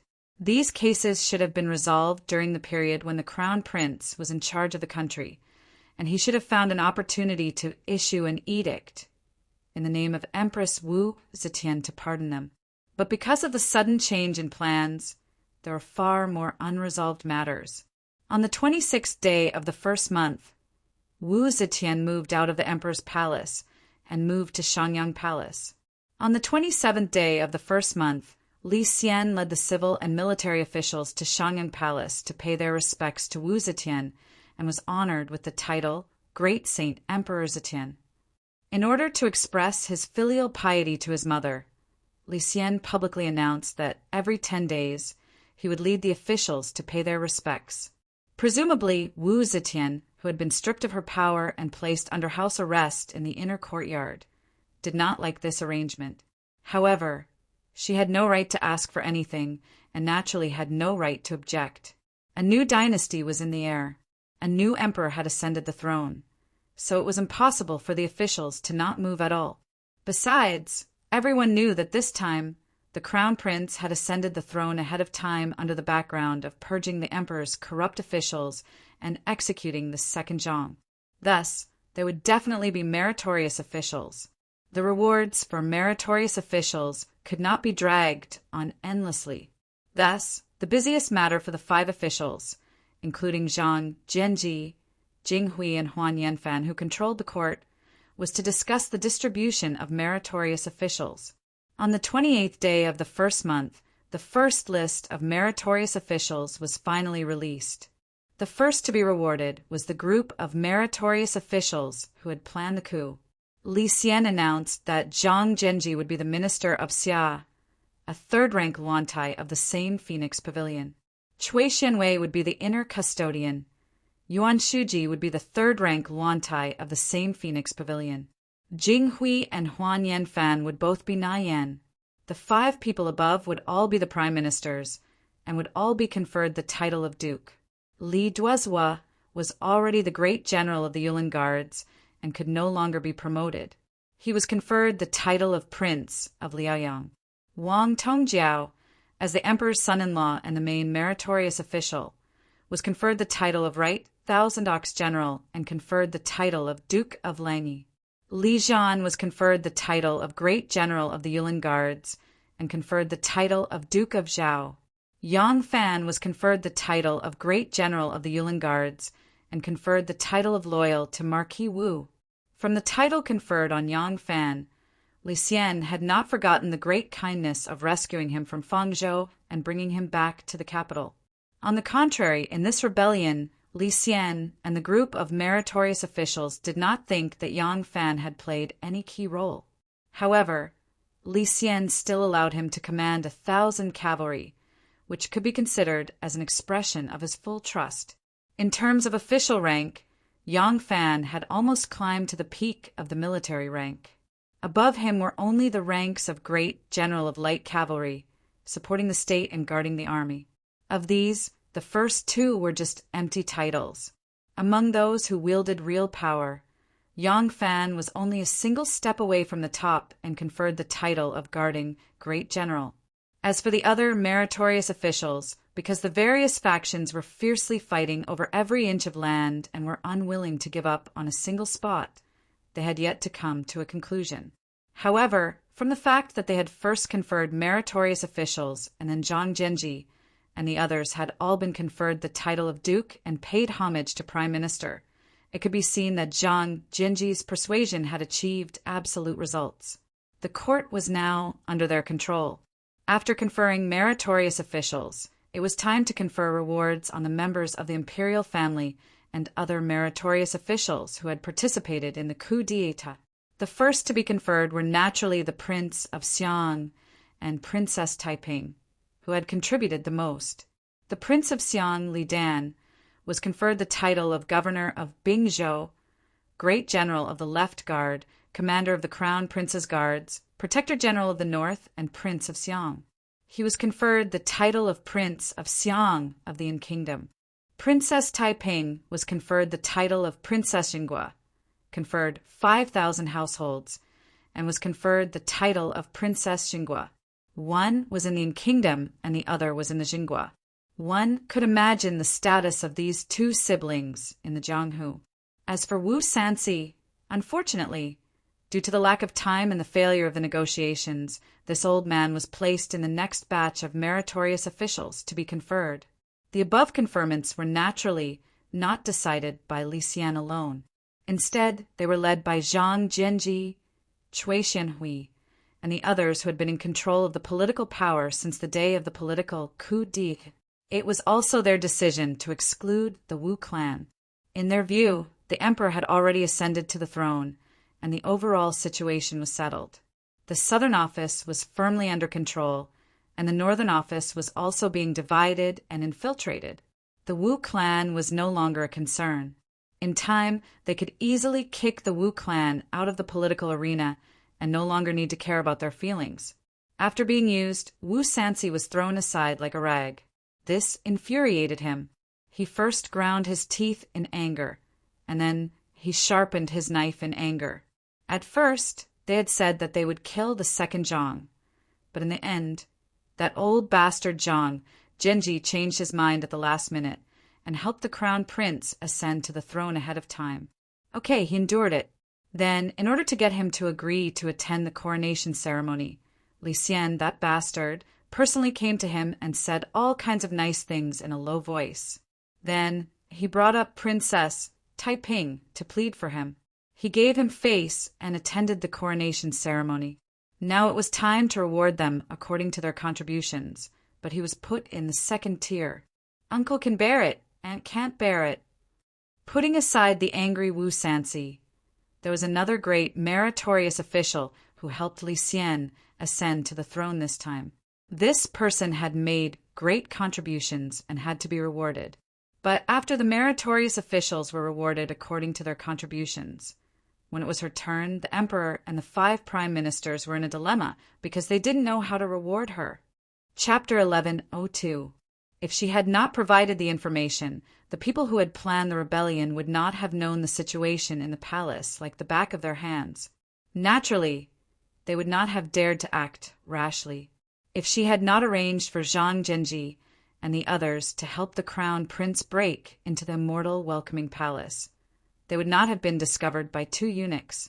If she had not arranged for someone to hit the tree, the immortal welcoming palace would not have been broken through so quickly. No one could guarantee that there was no secret passage in the immortal welcoming palace, and that the emperor would not have been able to escape in time. If she had not stepped forward bravely, the internal guards might not have been stopped halfway. Perhaps this was the key to their defeat.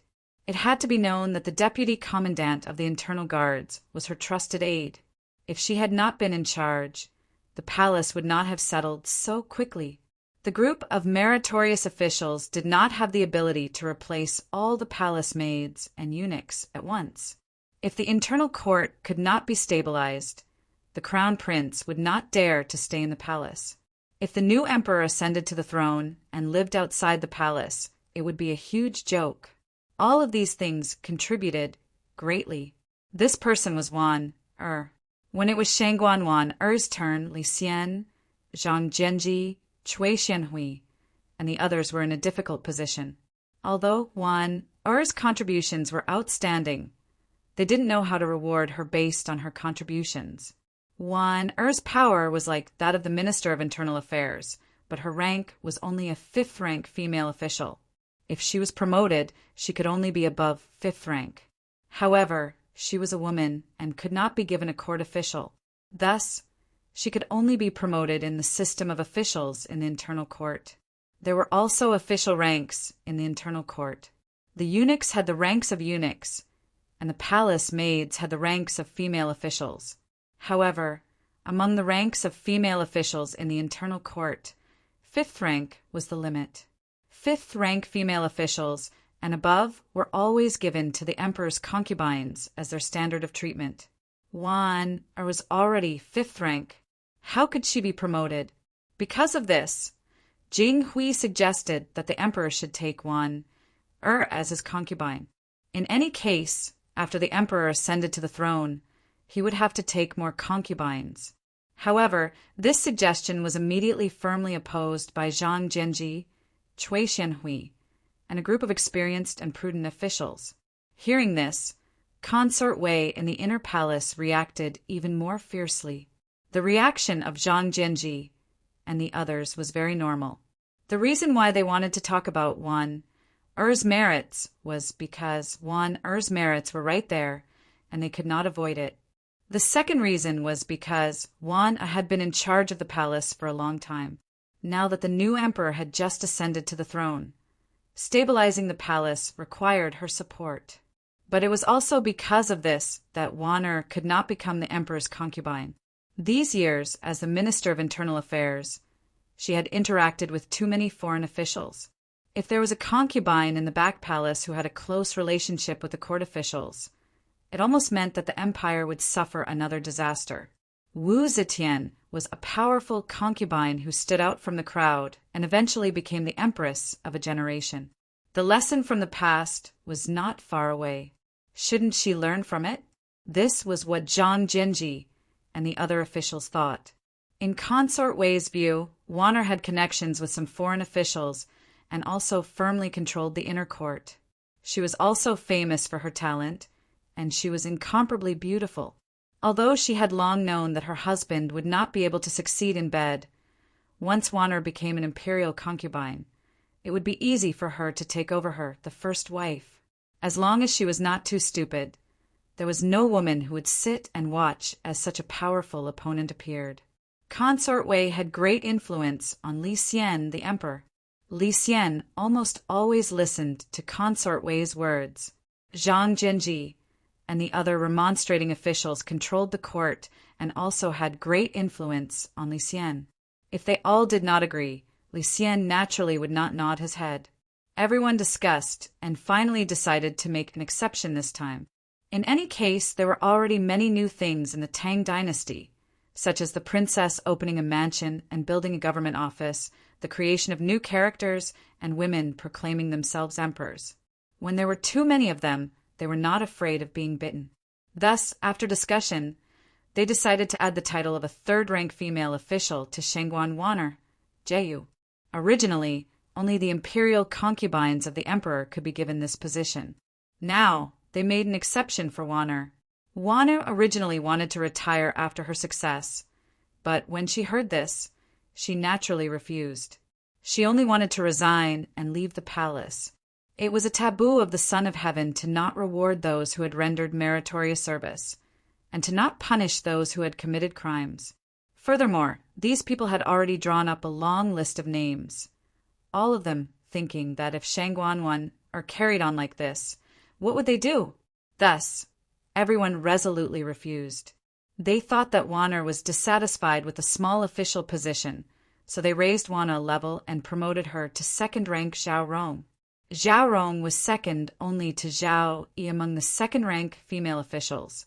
In the past, Wu Zetian had been a Zhao Yi. In order to avoid the position that the emperor had once held, she was given the title of Zhao Rong. This was the greatest sincerity of the emperor and the 5 officials. If she wanted another promotion, she could only be an imperial concubine. Waner's original intention was not this, but she and her Lang Jun were sinking deeper and deeper into the court and could not extricate themselves. Directly confess her affair with Yang Fan? Once this earth-shattering news came out, it was not known whether it was a blessing or a curse. Helpless, Waner could only agree to the emperor's reward. However, she also made a condition. Every day, she would go to the palace with the officials to work. Like the prime ministers, she would be on duty in the palace every month. Other times, she had to stay outside the palace. This request was exactly what concubine Wei, Zhang Jinji, and the other officials wanted, so they generously agreed. Furthermore, the emperor generously decided that the court would fund the construction of an official residence for her. This was a show of kindness, but it also made it clear that although she was a Zhao Rong, she was not an imperial concubine of the emperor. Throughout history, there had never been an emperor who allowed his woman to live outside the palace. The inner palace only used eunuchs. How could an imperial concubine live outside the palace? With Waner's statement, concubine Wei, Zhang Jinji, and the others all let down their guard against her. Not only did they give her the title of a second-rank Zhao Rong, but they also let her be in charge of imperial edicts. In reality, they placed more importance on her than they had in the time of Wu Zetian. This was also for the safety of the palace. They knew that Wu Sanxi was dissatisfied. Collusion between the inside and outside was the key to the success of the rebellion, so they had to win Waner over. The residence that Waner chose was next to her mother's. This was out of filial piety, so the court had to satisfy her. Now the people in that area were moving. Greetings to Shangguan Zhao Rong. In the back garden of the Yang family, Yang Fan saw Waner and greeted her with a smile. Waner wore a purple dress and a jade belt. She wore a crown of pearls on her head. Her smile was exceptionally charming. Behind her was the eaves of the long corridor. The newly melted snow had turned into water droplets, dripping down from the eaves. When the sunlight shone on it, it was colorful. It made Waner's beautiful figure look like a flower watered by rain and dew. General Yang, you may dispense with the formalities. Waner dragged out her voice and pretended to help him up. Suddenly, she giggled and jumped like a swallow through the forest. She gracefully threw herself into his arms. Her hands wrapped around his neck. She happily said, "Lang Jun, I can finally spend the rest of my life with you." Waner was originally elegant and graceful. As she grew older and gave birth, her body became a bit more plump. Thus, her elegance turned into gentleness and gentleness. The gentleness and beauty entered his arms. Naturally, Yang Fan embraced and kissed her. Ever since Waner gave birth, she became especially emotional. This intimacy made her face blush. Her eyebrows and the corners of her eyes were full of love. Her eyes were watery and extremely charming. This feeling of love entered his eyes. Yang Fan couldn't help but feel his index finger move. But, third sister rushed into the yard at the wrong time. She was holding a little girl in her arms. The little girl was looking around excitedly. Suddenly, she saw her father. The little girl immediately grinned and jumped up and down. Dire! As soon as she saw the child, Waner was immediately surprised and rushed over to her. The little girl often saw her mother. Although they didn't see each other much these days, she was not unfamiliar with her mother. Thus, she didn't resist her mother's hugs and kisses. However, she was obviously closer to her father. She spread her little hands and only hoped that her father would hug her. Yang Fan glanced at third sister bitterly. Third sister looked innocent and said, "Didn't Ah Lang ask me to bring the child here? Why are you looking at me like that? It's like I owe you money. Gu Zhuting had already given birth. Fortunately, she gave birth to a son. This way, there wouldn't be a problem of twins looking very different. However, the size of the two children was still quite different, so it was not suitable to take them out to see others for the time being. As soon as Wanner saw the child, she didn't pay attention to Yang Fan. Yang Fan was walking around, but she didn't care about him at all. General Yang was very jealous. Fortunately, there was Dai, to comfort his injured heart. Dai, kept opening her little hands to be hugged, but unfortunately Wanner used her elbow to block her. At this time, Tao Mei also arrived at the backyard. After Yang Fan was ignored by the mother and daughter again, she walked to his side and whispered something in his ear. Yang Fan's expression changed. He said to Wanner, "I'm going to see an important guest." "Okay," Wanner answered. She didn't even raise her head. She just touched the tip of her nose with her daughter. After making her laugh, she asked intimately, "My dear, did you miss your mother?" "Alas!" General Yang sighed sourly and swaggered off. Xiao Man was still the best. She never ignored his existence because of the child. As for Ah Nu and Shouting, they were the same as Wanner. General Yang thought fiercely as he walked. "I'll let you have more children. I'll let you have more children. When the time comes, I'll see if you can still bear the pain." Yang Nianzu. Yang Fan was walking with big strides. Suddenly, he saw a shadow flash through a moon door. He immediately shouted. Yang Nianzu slowly retreated from the door. He stood still and timidly said, "Father." Yang Fan put his hands behind his back and walked over with the attitude of a father. He said with a straight face, "Shouldn't you be reading at this hour? Why are you wandering around in the yard?" Yang Ninzu put his hands down and acted like he was used to being scolded. Teacher resigned. Mother said that she would find a virtuous and knowledgeable teacher for sister and son.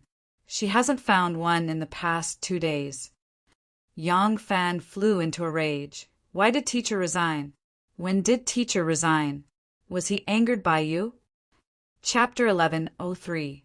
Yang Fan hadn't been home these days because the transfer of power was not normal and peaceful. The security of the palace was of the utmost importance. Even now, he still had to guard the barracks every day. Today, he took the time to come back. He really didn't know so many things had happened at home. Yang Nianzu mumbled and was about to reply when Xiao Man suddenly walked out from the bamboo forest path. Seeing her son standing in front of her father like a mouse seeing a cat, she couldn't help feeling angry and amused. She pouted coquettishly at Yang Fan. You haven't been home for a long time. Why are you scolding him as soon as you come back? Nianzu, go play." Hearing this, Yang Nianzu felt as if he had been pardoned. He stuck out his tongue at Yang Fan and immediately slipped away. Xiao Man said to Yang Fan, "Mr. Zhan resigned as a teacher. The family hasn't found a suitable teacher yet. Let him rest for a few days. This child is still quite serious when it comes to his homework." That Mr. Zhan was very responsible in teaching and had a good relationship with Yang Fan as a guest and host. Now that he had resigned, Yang Fan felt it was a pity and asked, "Why did Mr. Zhan resign? Did he think that our family's cultivation wasn't high enough, or did something happen to his family?" Xiao Man said, "I tried to urge him to stay again and again.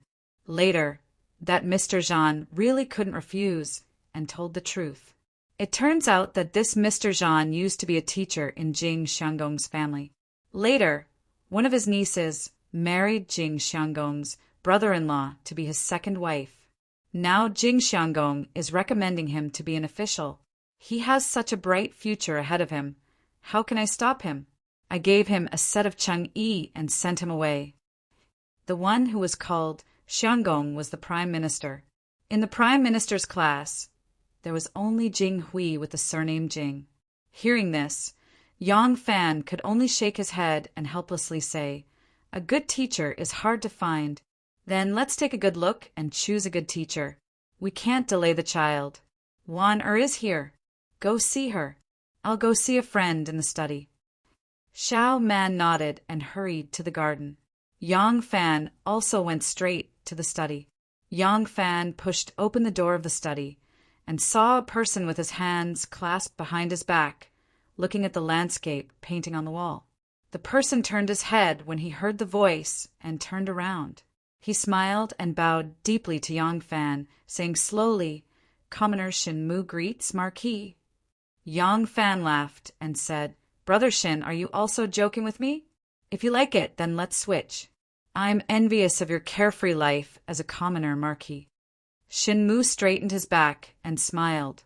"Why, you're so young, yet you managed to become a hereditary Marquis from nothing. Are you still not satisfied?" Yang Fan sighed and said, "There's no freedom in the imperial court. You know quite a lot. How long have you been back?" Shin Mu smiled lazily and said, "I just came back, but there are some news that I know like the back of my hand even when I'm not in Chun. Otherwise, how do you think I know that you've been conferred the title of Marquis?" Yang Fan said, "It's just an extra stipend. What's the big deal?" Shin Mu said, "Not just that." He looked Yang Fan up and down and asked, "You're now the champion general. Why aren't you wearing a purple robe and jade belt?" Yang Fan said, "Am I that flashy? It's not like I'm going to the palace to meet the emperor. Am I going to put on a big show dress like that?" Shin Mu chuckled and said, "I don't really understand the system of the imperial court. How is it? What's the difference between you, the champion general, and the past?" Yang Fan frowned and thought for a while. He said, "Other than receiving a few more shillings of lumber, there are a few more officials who need to bow to me. In other words, there are a few more soldiers under my command." Shin Mu's eyes brightened. He leaned forward and asked, "How much more?" Yang Fan said, 1,000 cavalry has become 10,000. How much more do you think it is?" Shin Mu was startled and cried out, "When did this happen? How come I didn't know about it?" Yang Fan stretched his waist and said, "It's today. The emperor just told me about it." Shin Mu laughed and said, "Good. You're the one who's silently making a fortune. It's better than those who look glamorous on the surface. It's easy to take away an official position and remove a noble title, but this is real military power. No matter who wants to touch you, they have to think it over carefully first." Yang Fan waved his hand in boredom and said, "I don't want to rebel, nor do I want to use the emperor to order the feudal vassals. Why do I need such great power?" Shin Mu said craftily, "Is that so? Then why don't you hang up your crown and return?" Yang Fan spread his hands and said, "Do you think I can leave just because I want to? I'm not even 70 or 80 years old. What reason do I have to disarm and return to the farm? Will the emperor approve? The emperor won't let me go until he has a suitable candidate. Lord Zhang treats me as a party of meritorious officials and would rather me continue to control the 1,000 cavalries. Right now, my feet are stuck in the mud and I can't extricate myself." Shin Mu laughed and said, "They all think highly of you. This is the benefit of being a deserter, chameleon. However, this is just the surface reason, right?" Yang Fan looked at him and said, "I see that you didn't come today because you just returned to the capital and specially came to visit, right?" Shin Mu sat up straight and had a solemn expression. "Erlang, the empress has abdicated, the crown prince has ascended the throne, and Li Tang's empire has been restored. However, do you think that the world can be at peace from now on?" Yang Fan looked at him again and asked in reply, "What do you think?" Shin Mu said, "I think that the first year of the divine dragon and the change of the black tortoise are just the beginning."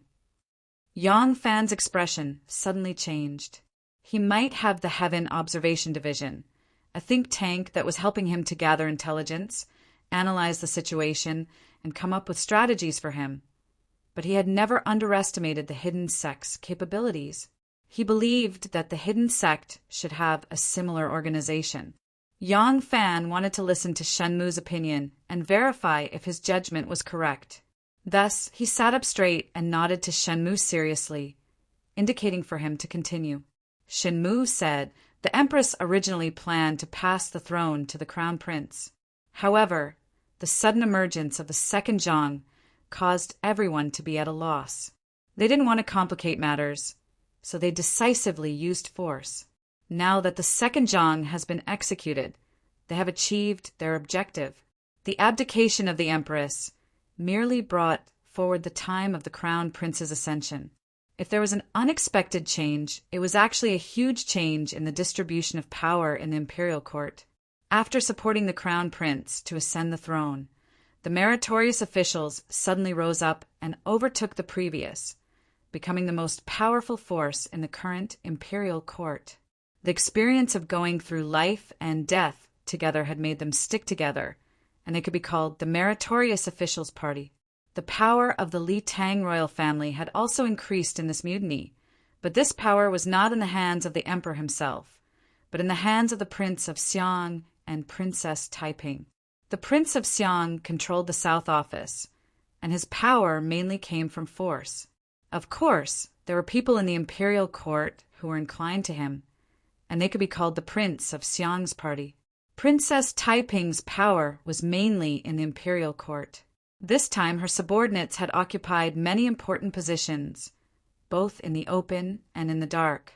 It could be expected that she would draw up a list and stuff more subordinates into the imperial court to occupy important positions.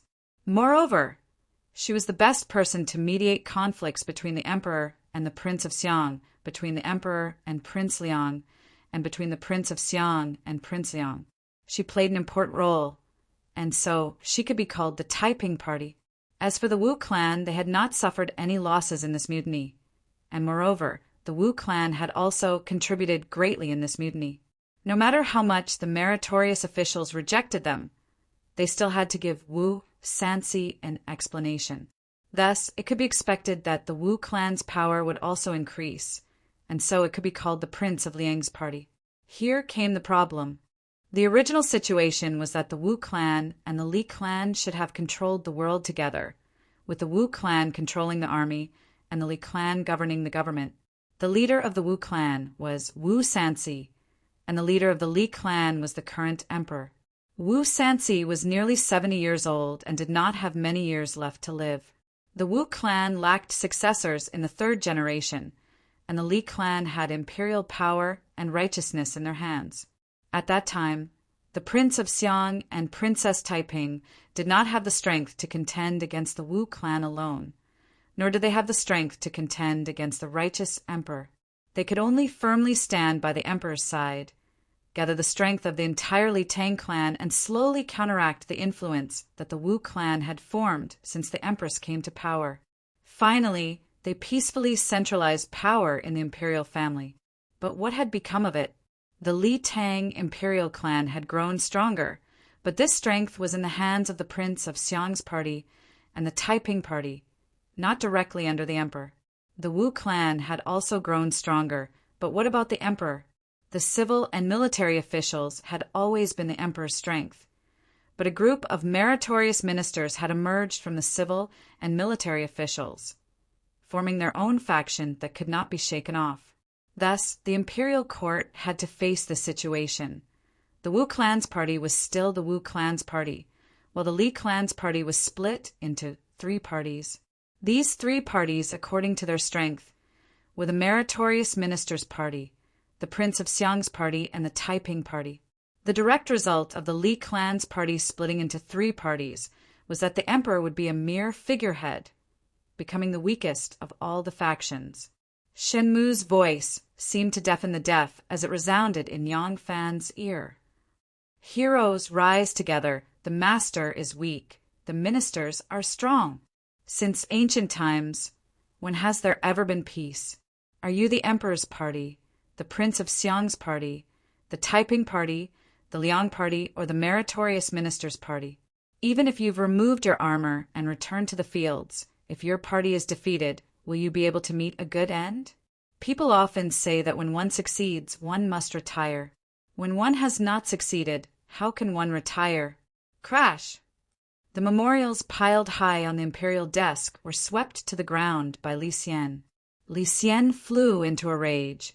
his chest heaving and his face flushed red. Preposterous! Preposterous! Each and every one of you. Are you treating us like a puppet and manipulating us? Consort Wei personally brought a tray of food to the imperial study. On it was a bowl of soup and a plate of sugar biscuits. These were Li Xian's favorite foods. Seeing Li Xian fly into a rage, Consort Wei hurriedly put down the tray and gently said, "Look at you, why are you so angry? You're the emperor now, you should not show your emotions. Look at this, look at this. What kind of bastards are these?"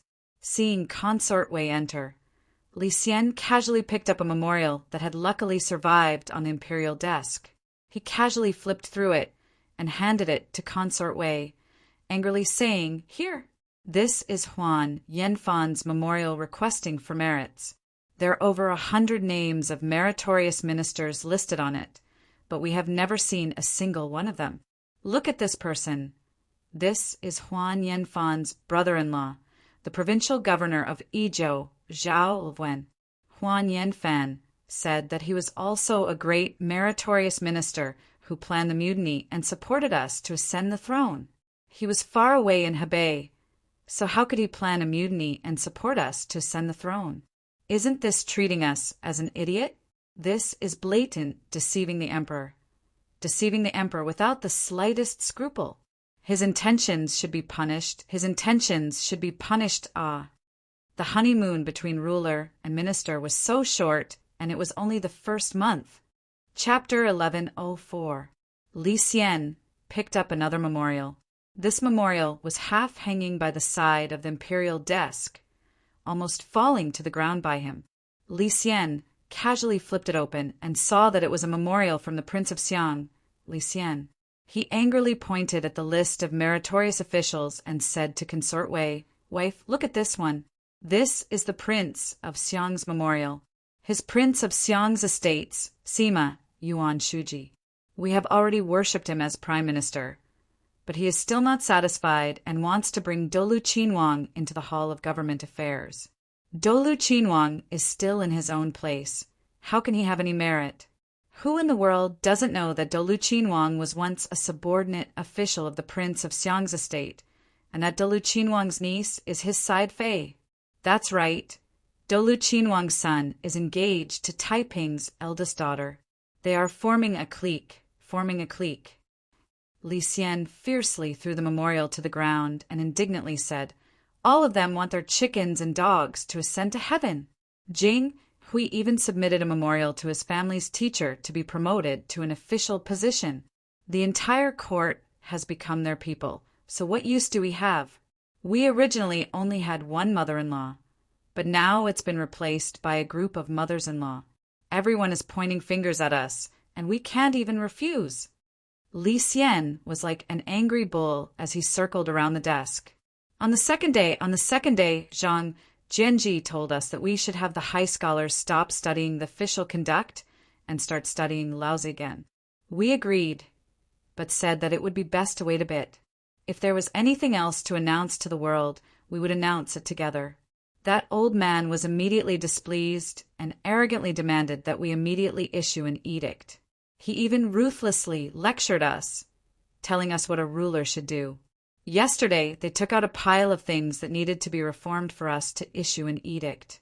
Something like changing the name of the country, ancestral temples, the state, the mausoleum, the 100 officials, flags, uniforms. Shouldn't these be things that we announced to the world when we ascended the throne?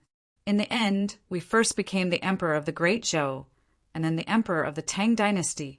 On the second day, couldn't we announce the matter of stopping the official conduct together with these things? They didn't allow me to refute them with a word or two, but I issued an edict in all seriousness just to stop learning the official conduct.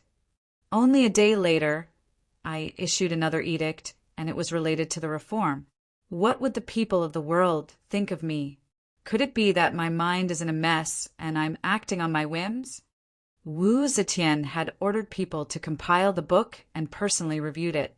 After that, she ordered the high scholars to stop studying the Tang dynasty's textbook, Laozi. Instead, they had to study the book. Now that Li Xian had ascended to the throne, He naturally wanted to restore the Tang system and stop studying the book written by Wu Zetian. However, on the second day of the second month, the imperial court had solemnly issued an edict to stop learning the book. On the fourth day of the second month, another edict was issued, announcing that the name of the country would be restored to Tang. The ancestral temples, the state, the mausoleum, the 100 officials, flags, uniforms, etc. would all be restored to the old system of Tang Gaozong's Yongchen era. The capital of Luoyang also reverted to its old name of Dongdu. When Wu Zetian ascended to the throne, the 20 or so new characters, with the exception of the C character, were all removed. The reason why the C character was not removed was because this was the name that Wu Zetian had chosen for herself. As a son, he couldn't possibly change his mother's name. All of the imperial court's actions were to erase the traces left behind by the Wu and Zhou dynasties. Naturally, stopping the study of the book was also for this purpose. In the end, the small matter of stopping the study of the book was issued in a separate edict, but the restoration of the name of the country, the change of the ancestral temples, the mausoleum, the 100 officials, and many other important matters were listed together in a single edict. Moreover, these two matters were only one day apart. This gave people the feeling that the imperial court was in chaos. No wonder Li Xian was so angry. Concubine Wei gazed at him, her expression abnormally calm. Seeing his wife's expression, Li Xian slowly calmed down. Concubine Wei then said, "Husband, what do you plan to do?" After venting his anger, Li Xian once again recovered his cowardly nature. He thought in a daze for a while before stammering, "What else can I do? They have performed great services for the country, have done us a great favor. Besides, they all possess great power. We still need to rely on them, so we can only agree to them." Concubine Wei gently sighed. Hearing this, Li Xian's face once again swelled red. Concubine Wei lightly walked to his side and pulled on his arm. In a soft voice, she said, "Do you now know why I insisted that you allow Yang Fan to increase the number of cavalry?" Li Xian was astounded. "You mean, What's the use of that? Isn't he still part of the party of meritorious officials?" Wei Fei shook her head and said with slight anger, If Yang Fan did not open the Black Tortoise Gate, no matter what scheme they have, it would be impossible for them to succeed. But what position did they place Yang Fan on the memorial? At the bottom. In addition, they only proposed to give Yang Fan the title of a county count. As soon as this concubine saw the memorial that Zhang Jinji and the others drafted, I knew that Yang Fan was definitely not one of their people. Li Xian said, "If Yang Fan isn't one of their people, he also isn't necessarily one of our people." I heard that he and Taiping, Concubine Wei, lightly tapped his forehead and angrily said, "You don't understand the principle of buying a horse's bones with 1,000 gold? Besides, are you planning to start a war with the entire world in one go? There has to be both roping and beating. Compared to those so-called officials who are arrogant because of their achievements, at least your brothers and sisters are reliable. How can you not rope them in? Besides, Yang Fan saved your life. Now, it seems that his closeness with the Wu clan is actually just a perfunctory method that he used when the Wu clan was powerful. We have misunderstood him. As long as husband shows kindness and tries to rope him in, how can we know that he definitely won't rely on you? You are the emperor, Who doesn't want to hug that thickest and biggest tree?" Li Xian listened and nodded his head repeatedly.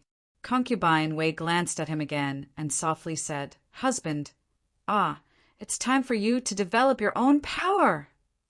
Concubine Wei pulled Li Xian to sit down on the imperial chair and patiently said, "Husband, ever since you ascended to the throne, although this concubine has been in the inner palace, this concubine has seen everything that you have encountered. This concubine has seriously considered husband's current situation and thought about what to do in order to establish husband's supreme authority. This concubine has a few shallow opinions for husband's consideration.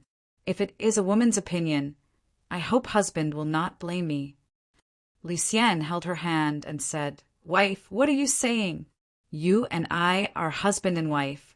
There is no need to distinguish between us. If you have any ideas, quickly say them to me."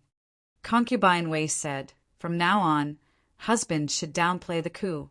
Don't keep mentioning Zhang Jianji and the others' contributions to you. Husband should respect Mother Empress." Li Xian was surprised and asked, "Why is that?" Concubine Wei said, "Don't those people consider themselves to be meritorious subjects? Husband should downplay their contributions to support the throne." Li Xian suddenly understood. Concubine Wei's willowy eyebrows slightly raised, her face revealing a bewitching coldness. Husband wants to announce to the world that Mother ascended to the throne because Su Jingye rebelled in Yangzhou. When the empire was in danger, Mother had no choice but to step forward and save the empire. Now that the world is stable, Mother will pass the throne to you. Since Mother becoming empress is in accordance with etiquette, then it is also reasonable and legal for you to inherit the throne. What does that have to do with Zhang Jianji and the others? Can they still act like they did today, putting on the ugly face of the emperor's great benefactor and doing whatever they want in front of husband? Li Xian happily nodded. Concubine Wei continued, "Of course, if they are willing to be tactful, that would be for the best. However, Concubine believes that since they have already grasped great power and tasted the sweetness, no matter what, they will not retreat in the face of the current. What does husband think?" Li Xian sneered. "That goes without saying.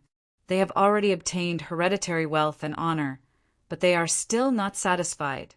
Right now, they wish they could stuff their family's gatekeepers into the imperial court to become officials. It would be strange if they were willing to let go." Although Li Xian had once hated the fact that he was born in an imperial family, he was now the emperor. Even though he was an emperor with a group of mothers-in-law, he still felt the supreme honor and glory of an emperor. This kind of feeling made him dizzy and intoxicated. He was not willing to give up the power in his hands. Using oneself to measure others. Would others be willing? Concubine Wei said that's right. That's why they revered the empress and played down the divine dragon rebellion. It was to let the people of the world feel that they did not have any merit in changing the world. If husband wants to seize back the power that should have belonged to you, you must cultivate a group of people that completely belongs to you. Li Xian excitedly said, "Wife's words have awakened a person from a dream. That's right, I must immediately start cultivating my own power. I want..." Halfway through his words, Li Xian's voice suddenly stopped. His excited expression slowly turned into a blank one.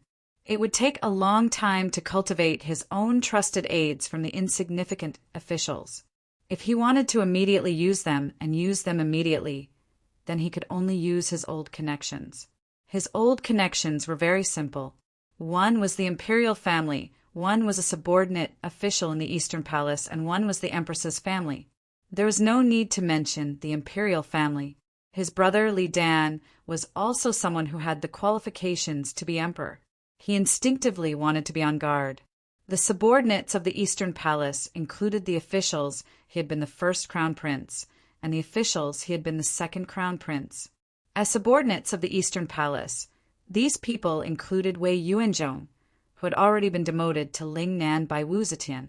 There was also Wei Angxi, Li Huayuan, Tang Xiuzan, Yang Zixi, Zhu Qinming, and others. Originally, Cui Xianhui had also been a subordinate official in the Eastern Palace, but now he clearly belonged to the faction of meritorious officials. Moreover, he had become the backbone of the faction and was no longer reliable. The problem was, could the remaining people be used? Wei Yuanzhong had been demoted because he had resolutely opposed the second Zhang, but Yang Zixi was in the second Zhang's faction and was currently in seclusion. These subordinates of the Eastern Palace had all developed in their official careers over the years. Now they were divided into many factions. Could they still work together to support him, the emperor? To say nothing of anything else, if he protected Yang Zixi and then transferred Wei Yuanzhong back from Lingnan, the two of them would immediately fight to the death. The subordinates of the Eastern Palace could not be used. but consort Wei's maternal family could. Just like how his mother had used the Wu clan in the past, she could use the Wei clan's relatives to balance the faction of meritorious officials, the Prince of Xiang's faction, the Taiping faction, and the Liang faction. This could also be considered a good method. But the Wei clan seemed to have no one to use. The reason Li Xian had been kicked off the throne by Wu Zetian a month after ascending to the throne was because he had just become emperor and wanted to vigorously promote his father-in-law, Wei Xuanjin. Because of the opposition of the ministers, he had even said that he wanted to hand over the throne to Wei Xuanjin.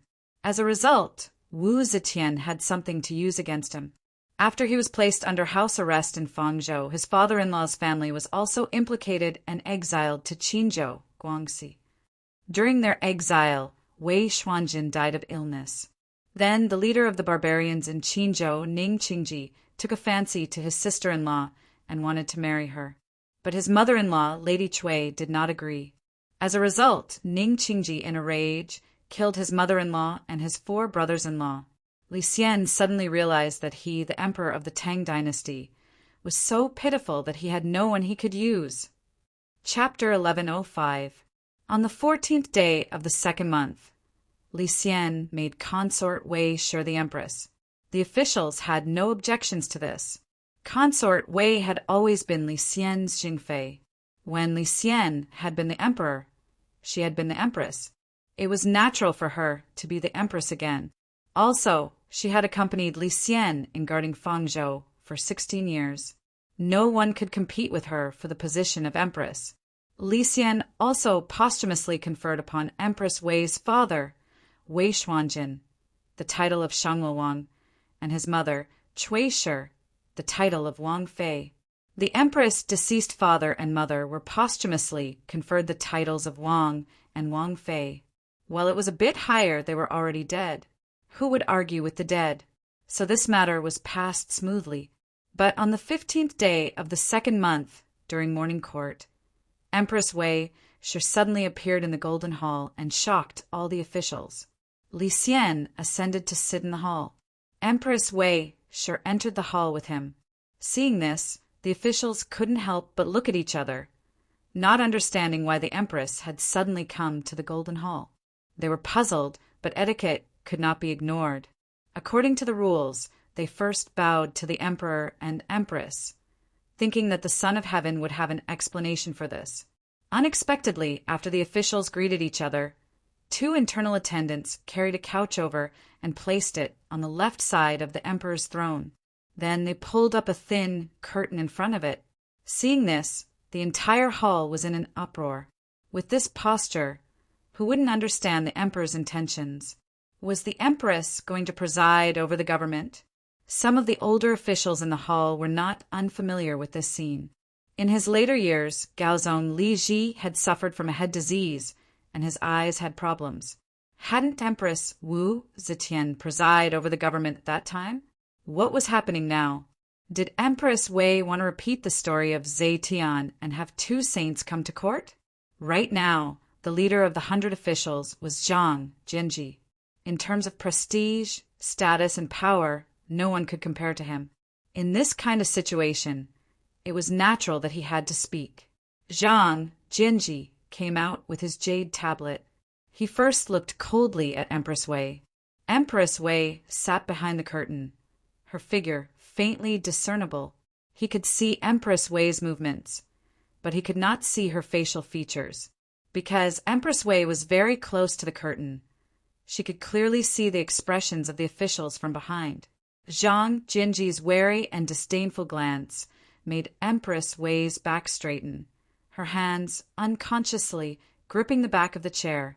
Zhang Jinji cupped his hands towards Li Xian and asked in a deep voice, "Your Majesty, what matter has the Empress come to court today for?" Li Xian expressionlessly replied, "We have just ascended to the throne and are busy with state affairs. Our energy is somewhat lacking. Thus, we invite the Empress to attend court and discuss state affairs with us." Zhang Jinji raised his white eyebrows and said loudly, "Your Majesty, the affairs of the state are busy, and there are officials who will share your Majesty's worries. The empress attending the court is against the system. Li Xian's face remained expressionless, appearing very wooden.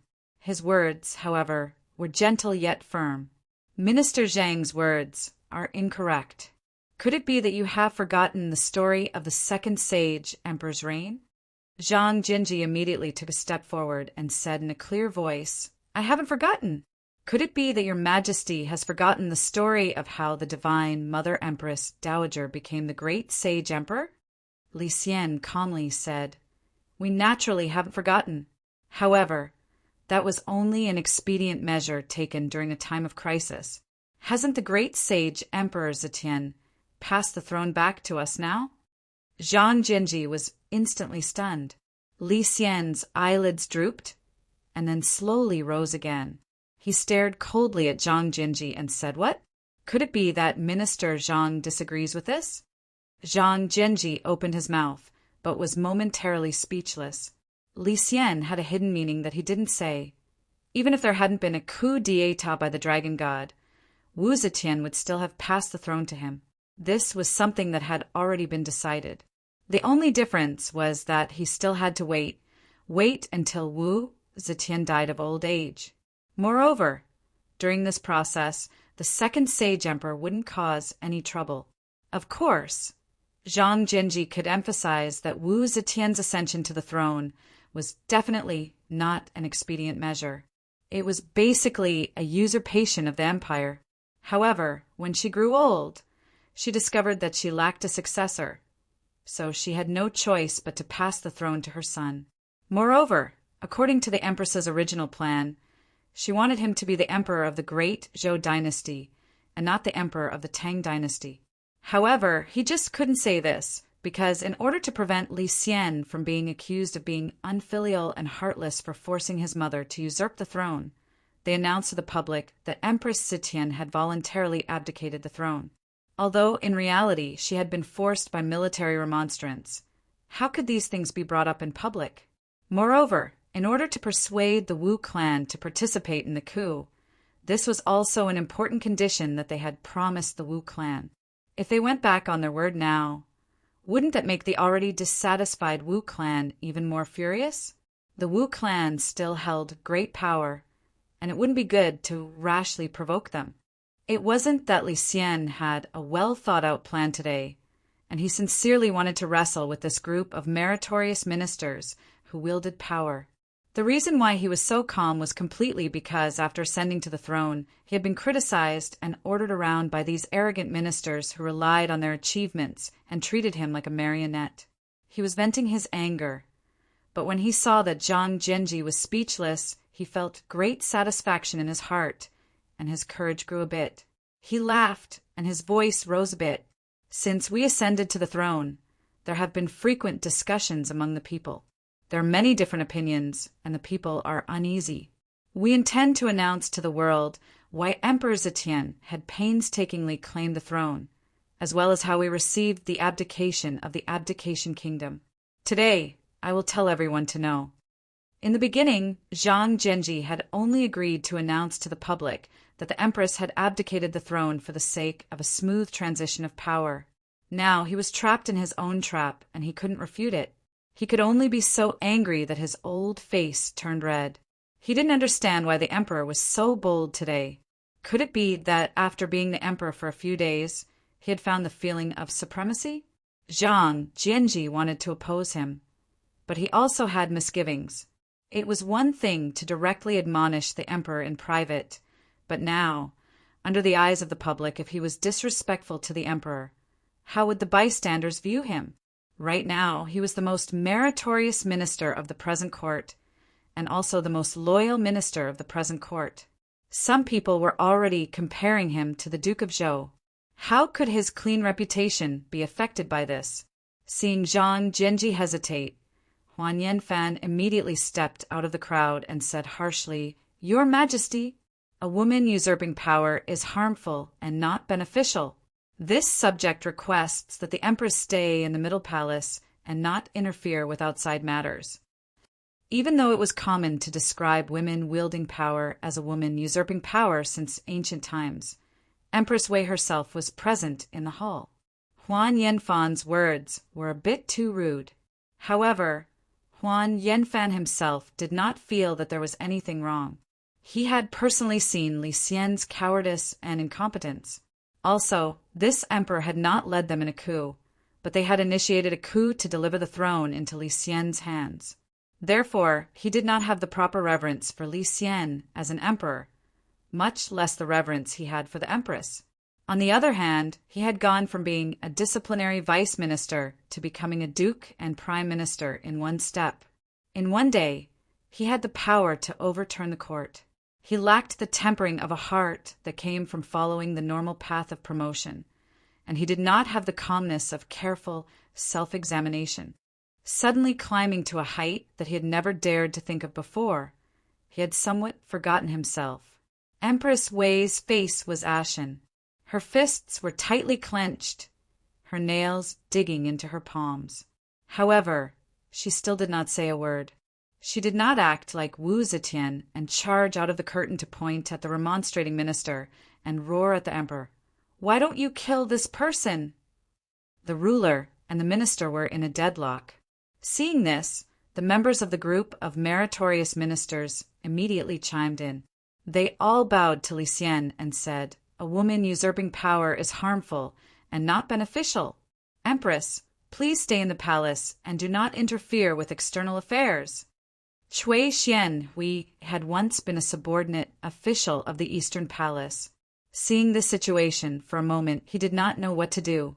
This was a matter of position, but after a moment of hesitation, he still walked out and silently stood with the crowd. Li Xian couldn't help but panic at this sight. His palms were covered in sweat as he awkwardly twisted his body. His throat felt like there was a small bug crawling about. He wanted to say something, but he didn't know what to say. Empress Wei saw this and lightly coughed. Li Xian heard this and suddenly remembered what his wife had said to him before the court session. "Husband, today, Jie and husband will attend the court session together. The 100 officials will definitely object. No matter what, husband must keep his composure. If you concede this time, they will definitely take an inch and want a foot. You, the emperor, will henceforth become a puppet in their hands, completely at their mercy." Li Xian swallowed with difficulty and looked at the officials who had stepped out. He realized that the officials of the Prince of Xiang's faction were whispering to each other and exchanging meaningful glances. The members of the Taiping faction were expressionless and did not move, while the members of the Wu clan's faction were all sneering as if they were watching a play. He couldn't help but feel reassured. My wife is right. Zhang Genji and the others are trying to seize credit and power, their arrogance stinking. Right now, it is not just me, the emperor, who is dissatisfied with them. He turned to look at Yang Fan, who for the moment he could not determine which faction he belonged to. He saw him standing in the middle of the formation, his hand holding a ceremonial tablet, thoughtfully looking at those ministers who were trying to force the emperor to abdicate. Li Xian felt even more relieved. We ordered him to increase the number of cavalry to 10,000. This favor of winning him over has been effective. Li Xian's courage grew. He suddenly slapped the imperial table and stood up. He sternly shouted, "What? Are you trying to force the emperor to abdicate?" Zhang Genji, Huan Yanfan, and the others hurriedly bowed their heads and said, "Your subjects do not dare." Li Xian loudly said, "When we were trapped in Fangzhou, only the empress shared weal and woe with us. If not for the empress's support, we might not have been able to live until today. Back then, we swore to the heavens that once we saw the light of day, we would not be in conflict with the empress. Do you want us to go back on our word?" The emperor had already spoken to this extent, and the officials of the other factions were all calmly sitting on the fishing platform.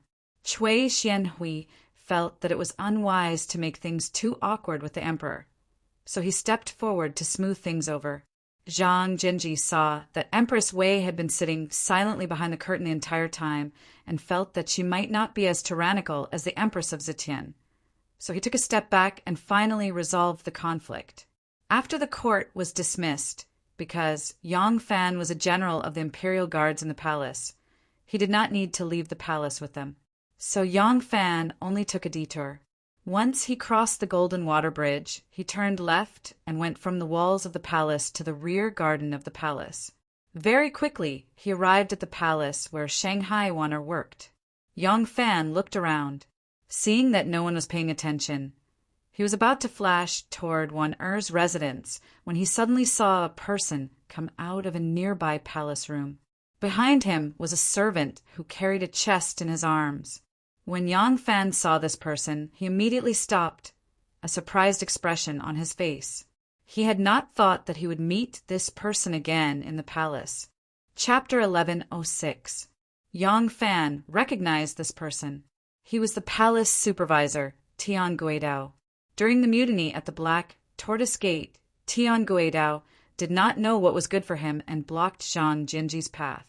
If it were not for Yang Fan's timely appearance and diverting 1,000 cavalry soldiers away, leaving Tian Guidao with no soldiers to use, it was hard to say what he would have done. Moreover, this person had once attached himself to Second Zhang. So after the coup d'etat was successful, he was immediately removed from office by Zhang Jinji and the others. More than a month had passed. Logically speaking, this person should have already packed up and returned home. Why would he still appear here? Yang Fan's heart was filled with bewilderment as he walked towards him. Tian Guidao was about to leave, but when he saw Yang Fan, he quickly stopped and cupped his fists. "Great General!" In the past, Yang Fan was only a general. Calling him Great General was a compliment. But now he was a well-deserved Great General, the champion Great General. Yang Fan returned the greeting and said, "Brother Tian, I heard you have returned to your hometown. I didn't expect to see you here." Tian Guidao smiled bitterly and said, "It's not good to leave in the first month. This lowly official was planning to leave at the start of spring. I am indebted to His Majesty's grace for pardoning this lowly official's crimes and allowing this lowly official to atone for his crimes with meritorious services." "Oh," somewhat surprised, Yang Fan asked, "then is Brother Tian still the palace eunuch and the right Jin Wu general?" Tian Guidao shook his head and said, "This lowly official has been appointed as an imperial servant by His Majesty. When I was working in the palace, I left some of my personal belongings here. Today, I specially asked His Majesty to enter the palace to retrieve them. This lowly official has to report to the Imperial Servant Temple. Great General, this lowly official has to take his leave." Yang Fan nodded. Suddenly he thought of something and said, "Oh, I received the Imperial Edict to expand the cavalry by 1,000, and I still need to replenish a large number of war horses. In the future, I will have to deal with Tian Shaoqing. On another day, I will invite Tian Shaoqing to a drink, and the two of us will get to know each other better." Tian Guidao hastily said, "Lowly official is willing to serve Great General, but I do not dare to trouble Great General to invite me. This lowly official is already overwhelmed by Grand General's courtesy. If Grand General doesn't mind, this lowly official will hold a banquet in my residence another day to invite Grand General." Yang Fan replied with a smile. Tian Guidao cupped his fist to him and left with the servant. Yang Fan looked at his back and frowned in thought for a while. Then he walked toward Wan'er's residence. Lang Jun. As soon as Wan'er saw Yang Fan, she hastily placed her brush on the genuine flower stone and leaped into his arms.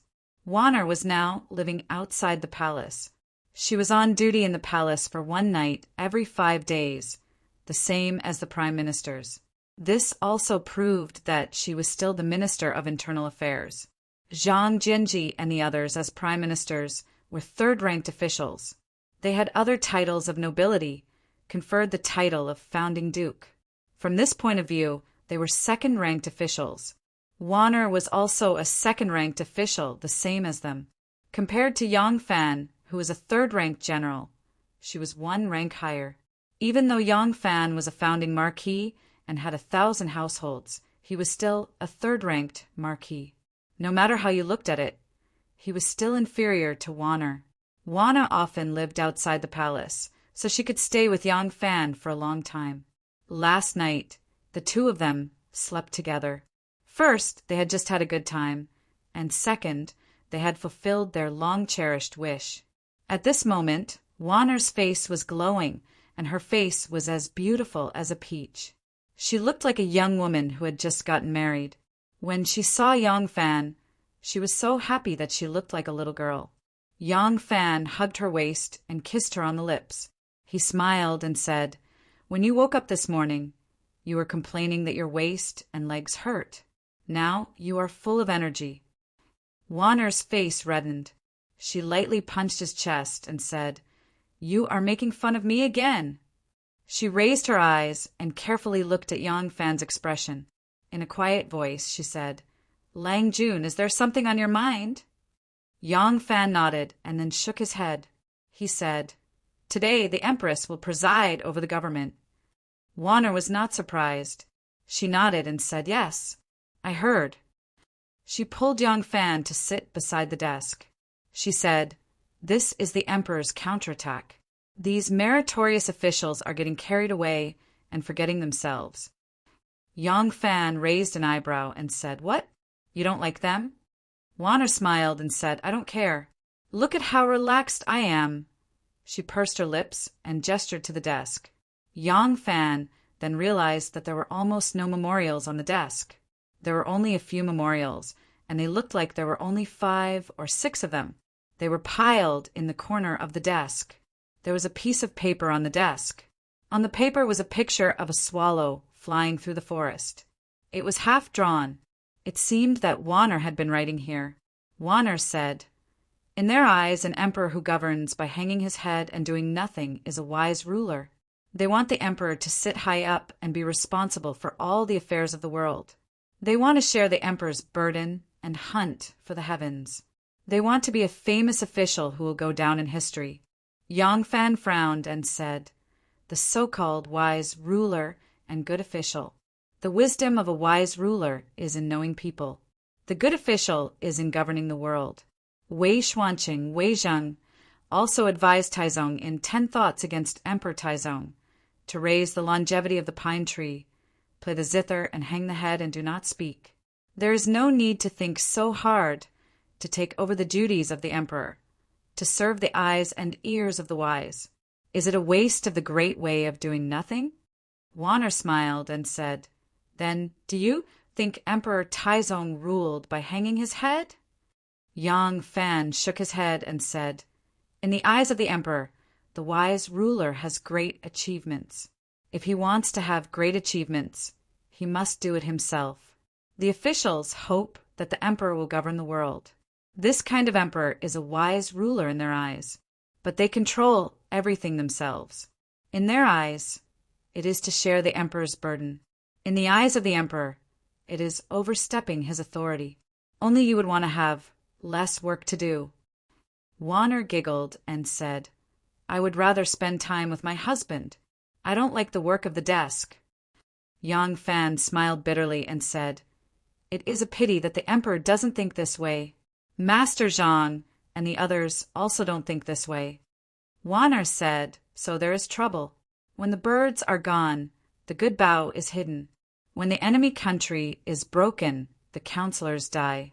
They have completely forgotten this ancient teaching. They think they are loyal officials. Everything they do is for the emperor, for the country. But do they really not have any personal morals?" Wanner disdainfully curled the corner of her mouth. Yang Fan remembered that his family's teacher, Mr. Zhan, had also become the great hero of the dragon god's coup and entered the Ministry of Appointments as the head. He couldn't help but sigh. Wanner softly said, "They are greedy for power and position, forming a clique for personal gain. Once the emperor has such an impression of them, can he still trust them? Behind them, there is more than enough to forget to pull back. That is why I said that they are a bit carried away." Yang Fan was silent for a moment and said, "The emperor is indeed a bit dissatisfied with their taking over everything. Just now I saw Tian Guidao on the road." Tian Guidao has been pardoned by the emperor and has been promoted to imperial servant Shaoqing. The imperial servant temple is in charge of the horse affairs of the country and has a high position. The emperor is basically singing a different tune from Master Zhang and the others.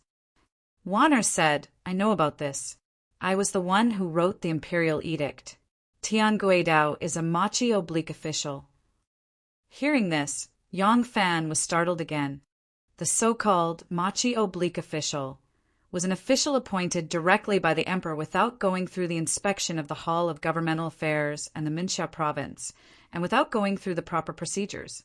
When Wu Zetian was young, she had searched the world and appointed a large number of officials without going through any tests.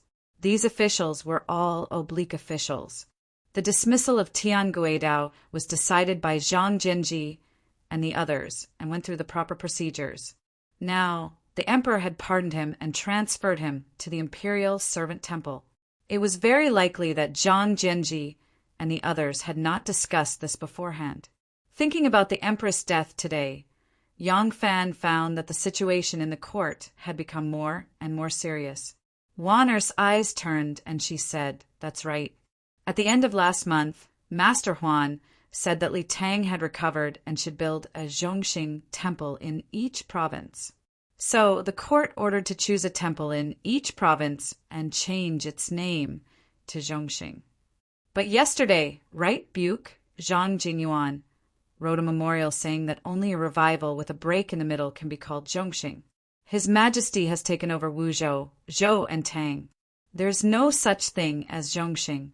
It should be changed to Longxing. Yang Fan asked, What did the emperor say? Wanner had a good memory, and a good memory. She immediately replied, The emperor has spoken. Zhang Buke's words are reasonable. From now on, the name of Zhongxing is not to be used. The Zhongxing temples will be changed to Longxing temples. I have just drafted an edict and am going to issue it. Yang Fan said, Is Zhang Jingyuan an old official of the Eastern Palace? Yes. Yang Fan said slowly, Xiangzhuang sword dance is for Duke Pei. Wanner said, What is Longjuan's plan? Yang Fan said, Today the Empress came to court. Prime Minister Zhang, Prime Minister Huan, and Prime Minister Jing all came out to stop her. But Prince Xiang, Prince Taiping, and Prince Liang's parties did not move. I watched coldly from the sidelines and felt that all sides were harboring their own schemes. The alliance that was put together to kill the two Zhangs is probably going to fall apart. Wanner frowned and said hesitantly, So soon? Yang Fan nodded his head solemnly, then said, Jinghui was originally a subordinate of Taiping's. Wanner let out a soft cry. It was clear that she did not know about this matter. Yang Fan continued, Yuan Shuji and Cui Xianhui are old subordinates of the Prince of Xiang. The Prince of Xiang and Taiping have not moved. Only they have stood out. It's clear that the three of them have already broken away from Taiping and the Prince of Xiang. They have switched sides with Zhang Jianji and Huan Yanfan. Taiping and the Prince of Xiang will not sit by and watch as they betray them. It's hard to predict what will happen in the future. We can't act rashly. It's best to wait and see. Wanner nodded and sighed. The present situation is even more unpredictable than when the Empress was on the throne. I originally thought that the world was settled. But who could have imagined that Qin Fu would lose his deer and the entire world would pursue it? Yang Fan asked, What is the Empress's current situation? Wanner replied, There are no problems with her clothing, food, and sleeping. After all, she is His Majesty's birth mother. Other than being deprived of freedom, how could she be treated unfairly? Wanner paused, then continued somewhat sorrowfully. However, this servant went to visit her. It seemed like she had aged 10 years overnight, and her body was very bad. Yang Fan said, Once the insufferably arrogant Empress was like the sun at noon. Once she failed, she would end up like this, let alone you and I mortals. Thus, for the sake of you, for the sake of our children, for the sake of our families, we must be extremely cautious. Seeing the sorrowful expression on Wanner's face, still feeling pity for Wu Zetian's situation. Yang Fan embraced her and gently comforted her. In truth, as a failure, she is already very lucky. Think of Empress Wang and consort Xiao Shu in the underworld. Think of how their families still bear the surnames of Meng and Xiao, suffering in the south. What can she complain about? Chapter 1107. After Empress Wei closed the curtain to preside over the government, she would only sit behind the curtain every time she attended court, as silent as Su Shu entering the Chao camp. Gradually, Zhang Jianji and the others relaxed their vigilance toward her. In their view, if this empress could continue doing her duty, then it was no big deal for her to close the curtain and preside over the government. Zhang Jianji and the others were not unaware of Li Xian's pardoning of Tian Guidao's crimes, appointing him as a grand servant and issuing an order to the world to change Zhongxing Temple to Longxing Temple. However, they knew that the emperor was extremely dissatisfied with their monopolizing of power and did not wish to completely fall out with the emperor. These small matters were not worth mentioning. It was fine to let the emperor vent his anger, so they did not react excessively. However, Li Xian's series of small actions were just a test. When Li Xian discovered that Zhang Jianji and the others did not react excessively, he suddenly realized that these people were not as powerful as he had imagined. Moreover, cracks had already appeared in the coup organization. They absolutely did not have the ability to launch another mutiny and threaten his throne. Thus, Li Xian's courage gradually grew. On the 16th day of the second month, the 20th day of Li Xian's ascension to the throne, Li Xian suddenly announced that he would worship Wu Sanci as the great Minister of Public Works, one of the lower three ranks of the Hall of Governmental Affairs. After Wu Qingxi, Wu Sanci became the second person in the Wu clan to hold the position of Prime Minister. Li Xian had not discussed this appointment with the group of meritorious ministers and prime ministers. He had directly announced it in court, catching Zhang Jianji and the others off guard. At the same time that Li Xian worshipped Wu Sanci as prime minister and bestowed the title of Great Minister of Public Works, he also announced that Princess Taiping's husband, Wu Yuji, would be promoted to Prince Ding. Wu Yuji had originally been Prince Ding. Although there was only a difference of one character, the two characters were the names of the commandery while the one character was the name of the country. With this, Wu Yuji was promoted from a commandery prince to a prince. Wu Yuji's promotion to prince also meant that Princess Taiping's eldest son would inherit the title of prince. Thus, no matter how poor Princess Taiping's relationship with her husband was, she would gladly accept it.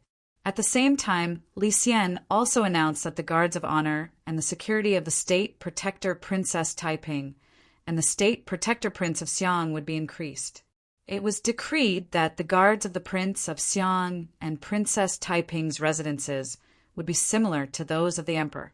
They would be accompanied by guards day and night, and there would be a sentry every 10 steps in the residences.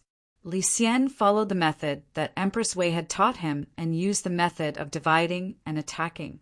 As expected, this method was effective. The Prince of Xiang and Princess Taiping were both major contributors to the Divine Dragon coup. Comparatively speaking, Zhang Jianji and the others had only taken the lead, putting some effort into planning and strategizing. In the end, they had monopolized power and excluded dissidents, causing the Prince of Xiang and Princess Taiping to be greatly dissatisfied. Now, with the emperor's grand reception, they naturally chose to support the emperor. Once the emperor hardened his heart and insisted on his own ideas, Zhang Jianji and the others would not dare to easily resist. After all, the foundation of their power was loyalty to the emperor.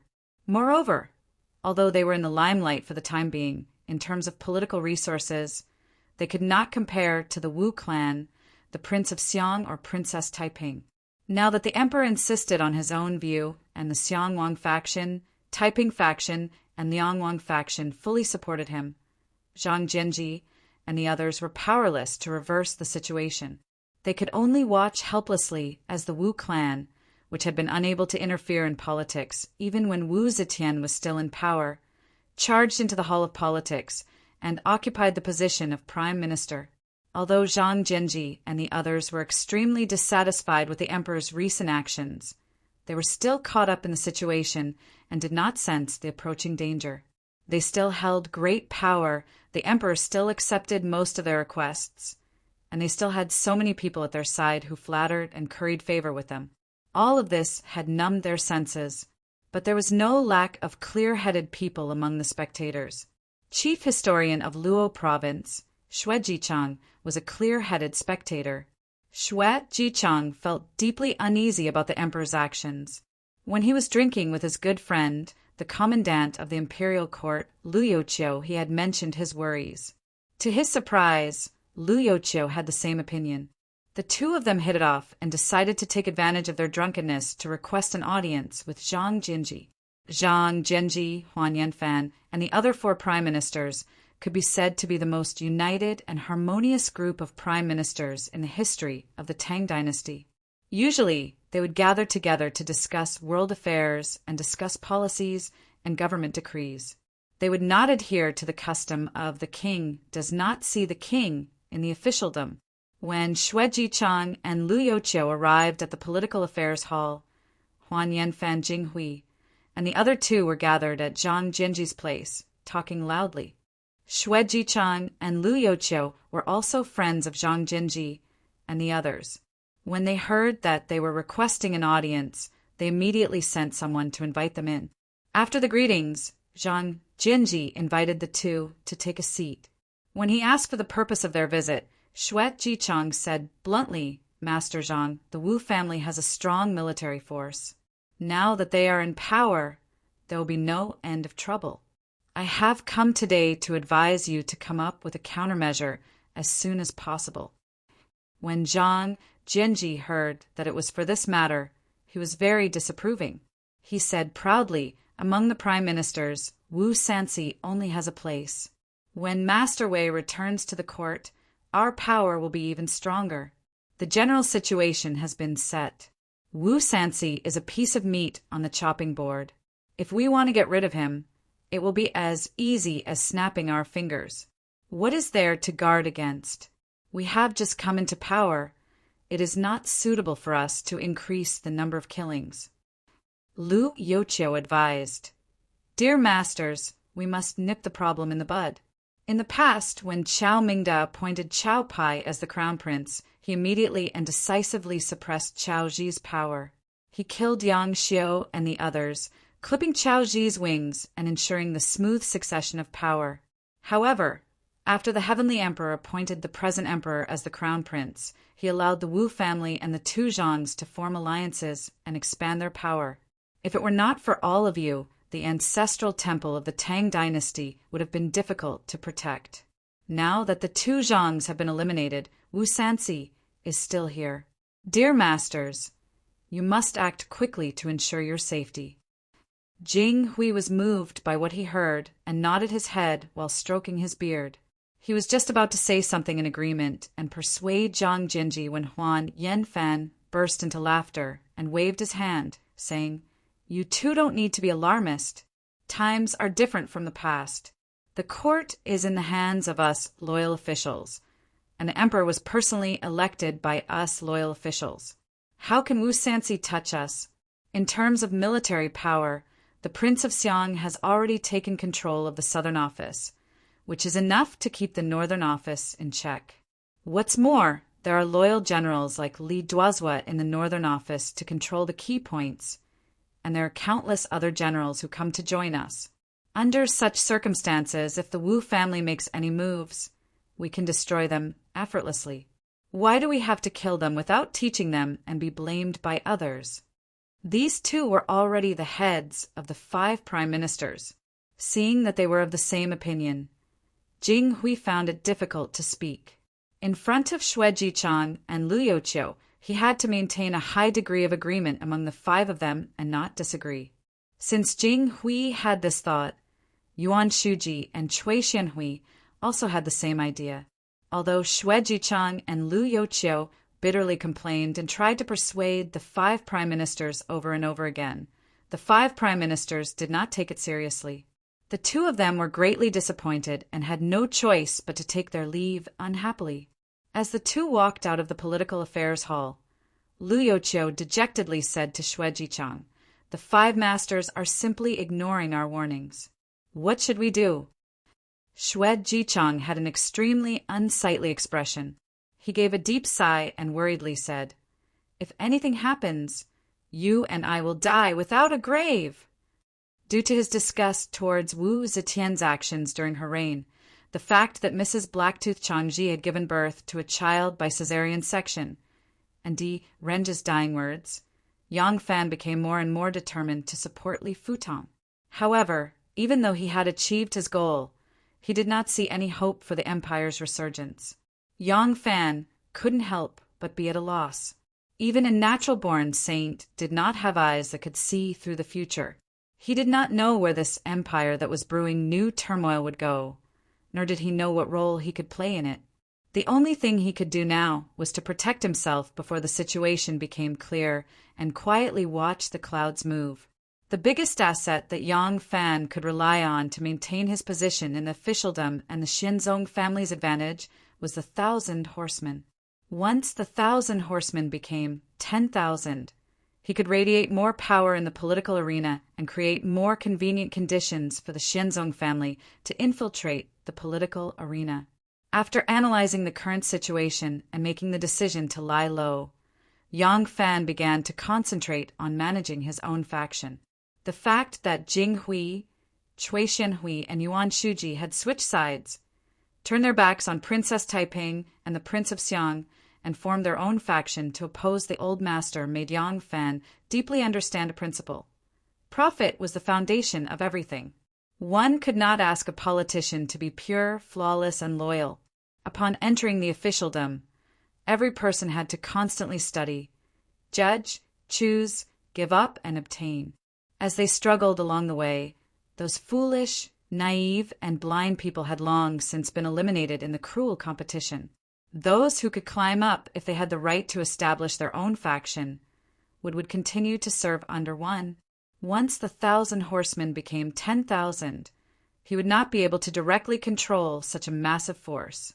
He would need a group of capable subordinates, and once he had many subordinates, it would be very difficult to guarantee the loyalty of all of them. Thus, he had no choice but to use methods such as balancing and restraining each other to ensure his control. In order to accomplish this, the most important problem he faced was the appointment of his generals. And once the 1,000 horsemen became 10,000, they would have the ability to accomplish important missions on their own. It would be different from the 1,000-some people in the past who were only responsible for guarding an important place. The emperor would not completely give him control over such a force. This was the instinct of an emperor. Wu Zetian had such trust in Wu Yui, but had she not divided the imperial guard into 3 and given it to Wu Yui, Li Duozhuo, and him to control? Now that the 1,000 horsemen had become 10,000, the emperor would assuredly try to wedge a nail in. If he wanted to maintain control over this army, it would be even more difficult. For this reason, Yang Fan gave the Heaven Observation Department information on the family backgrounds of the generals and how close they were to him. He had his advisors assist him in formulating an even more perfect adjustment plan. Thus, in this period of time, Yang Fan paid less attention to the open and covert struggles between the various factions. In the spring of spring, peaches and plums vied with each other, and the imperial court had completely changed. Chapter 1108. White walls and black tiles, a house inside the wall and a long alley outside the wall. A few stalks of green grass stubbornly struggled out of the mottled tiles on top of the wall. They happily unfurled their leaves towards the blue sky and added some liveliness to the quiet alley. Of course, the occasional laughter coming from inside the wall also added some liveliness to the quiet alley. In the alley outside the wall, Yang Fan wore a Confucian scribe's robe that hid his strong and sturdy body. He looked somewhat like a refined scholar. Beside him, there were 5 or 6 people dressed in casual clothes. Ma Qiao, Chu Kuanga, Ren Wei, and the others were among them. Yang Fan held his hands behind his back and carefully examined the situation around him. From time to time he would give a few orders. Ma Chiao, Chu Kuanga, and the others listened attentively. When they left, they quickly gathered a group of people to their side and spread out according to their orders. They seemed to be setting up guards around the manor, next to them. During the time that Yang Fan had been concentrating on managing the 1,000 cavalry, many things had happened in the court. The first was that Wei Yuanzhong had returned from Lingnan as the vanguard of the rebellion against Zhang. Second Zhang had been executed. Naturally, he was innocent and meritorious, so Li Xian ordered him to return from Lingnan. Zhang Zhenji and the others were very welcoming of his arrival, although Wei Yuanzhong was an old subordinate of the Eastern Palace, since they could pull Jing Hui, Cui Xianhui, and Yuan Shuji over. They believed that they could also pull Wei Yuanzhong in as an ally. At the same time, Yang Zixi, who had once flattered Second Zhang, was pardoned of his crimes by Li Xian and retained. However, he had made a mistake and was chased out of the political affairs hall. Although Yang Zixi did not have the title of prime minister, he still had the power of a prime minister. He was appointed by Li Xian to be the Minister of Revenue, a third-rank official of the Hall of Governmental Affairs, and also to guard Chang. In this way, his real power did not decrease much. He did not need to control the Ministry of Revenue and the Tang Empire's finances. Moreover, he was also the left guard of Chang and controlled the army. Moreover, he was also a lower third-rank member of the Hall of Governmental Affairs and had the right to discuss politics with the prime ministers. Zhang Zhenji and the others were firmly opposed to the idea of keeping a lowly person like Yang Zixi. However, they had recently made too many concessions, and Li Xian's momentum was growing stronger and stronger.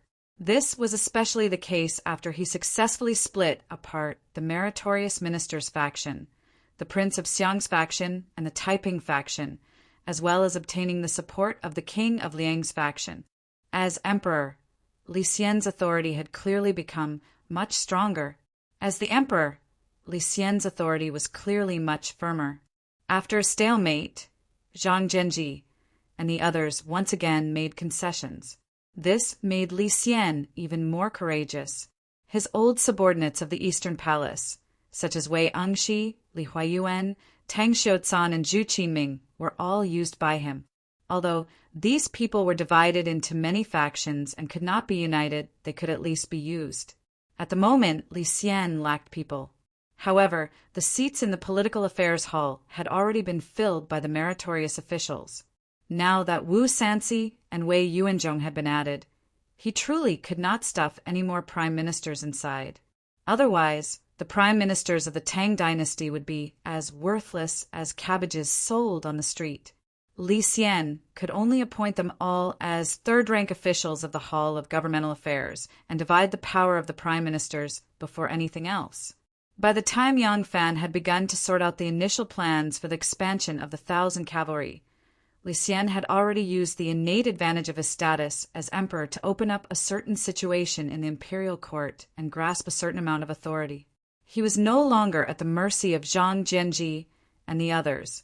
But Li Xian was not satisfied with the current situation. As an emperor, his authority was still too small. However, if he wanted to continue to expand his authority, he would inevitably touch the bottom line of the meritorious officials and suffer their fierce rebuke. Unless his strength could also increase, he could force the meritorious officials to lower their heads. Thus, Li Xian turned his gaze to Wu Sanxi. The Prince of Xiang was his blood brother, and this was precisely what he feared. It was true that he could ally with Princess Taiping, but although Princess Taiping was dissatisfied with the domineering attitude of the meritorious officials, she could not ally with him to suppress the meritorious officials. Thus, his only choice was the Wu clan. The Wu clan was still extremely powerful, and Wu Sanxi was his daughter's relative by marriage and had many conflicts with the meritorious officials. Was this not his best fighter? Thus, after appointing Wu Sanxi prime minister and conferring him the title of Great Minister of Public Works, Li Xian began a series of actions to win over the Wu clan to show his favor. There was no court meeting today, So Li Xian suddenly decided to make a private visit to the Wu clan. In order to prevent the meritorious officials from running to him to remonstrate and nag at him, Li Xian chose to leave the palace through the black tortoise gate controlled by Yang Fan. Thus, the duty of keeping watch naturally fell on Yang Fan's shoulders. In truth, how could the son of heaven truly be incognito when he went out on patrol?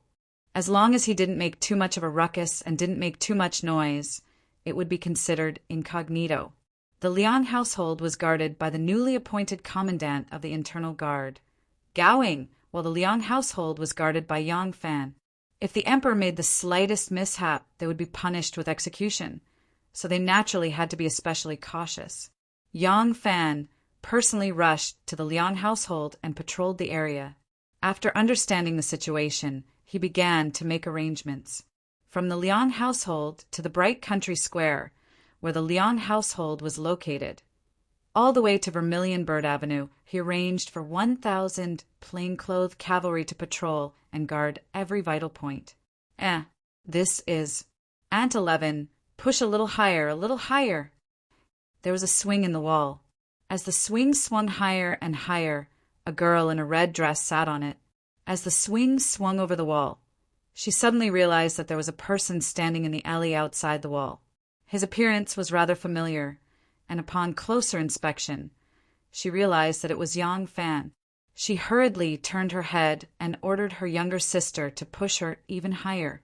Behind the swing stood an adorable girl with baby fat. It was the prince of Xiang's youngest daughter, Aunt 11 Huguo. The person sitting on the swing was naturally Aunt 10 Li Qiang. This estate was the home of the prince of Xiang's daughter, the princess of Anqing. Anqing's husband was Xue Lin, a military officer of the Liang household. As a result, she had bought the estate next to the Liang household so that it would be convenient for her husband to work there. Today, Li Qiang and her other sisters had come to her older sister's house to play. The little ass-kisser, Huguo, had taken a fancy to one of Li Qiang's beads and had been chasing after her older sister for it. In exchange, Li Qiang wanted her to help her swing. Huguo had spared no effort to obtain her older sister's beads, and upon hearing her older sister's order, she immediately puffed out her cheeks and pushed even harder.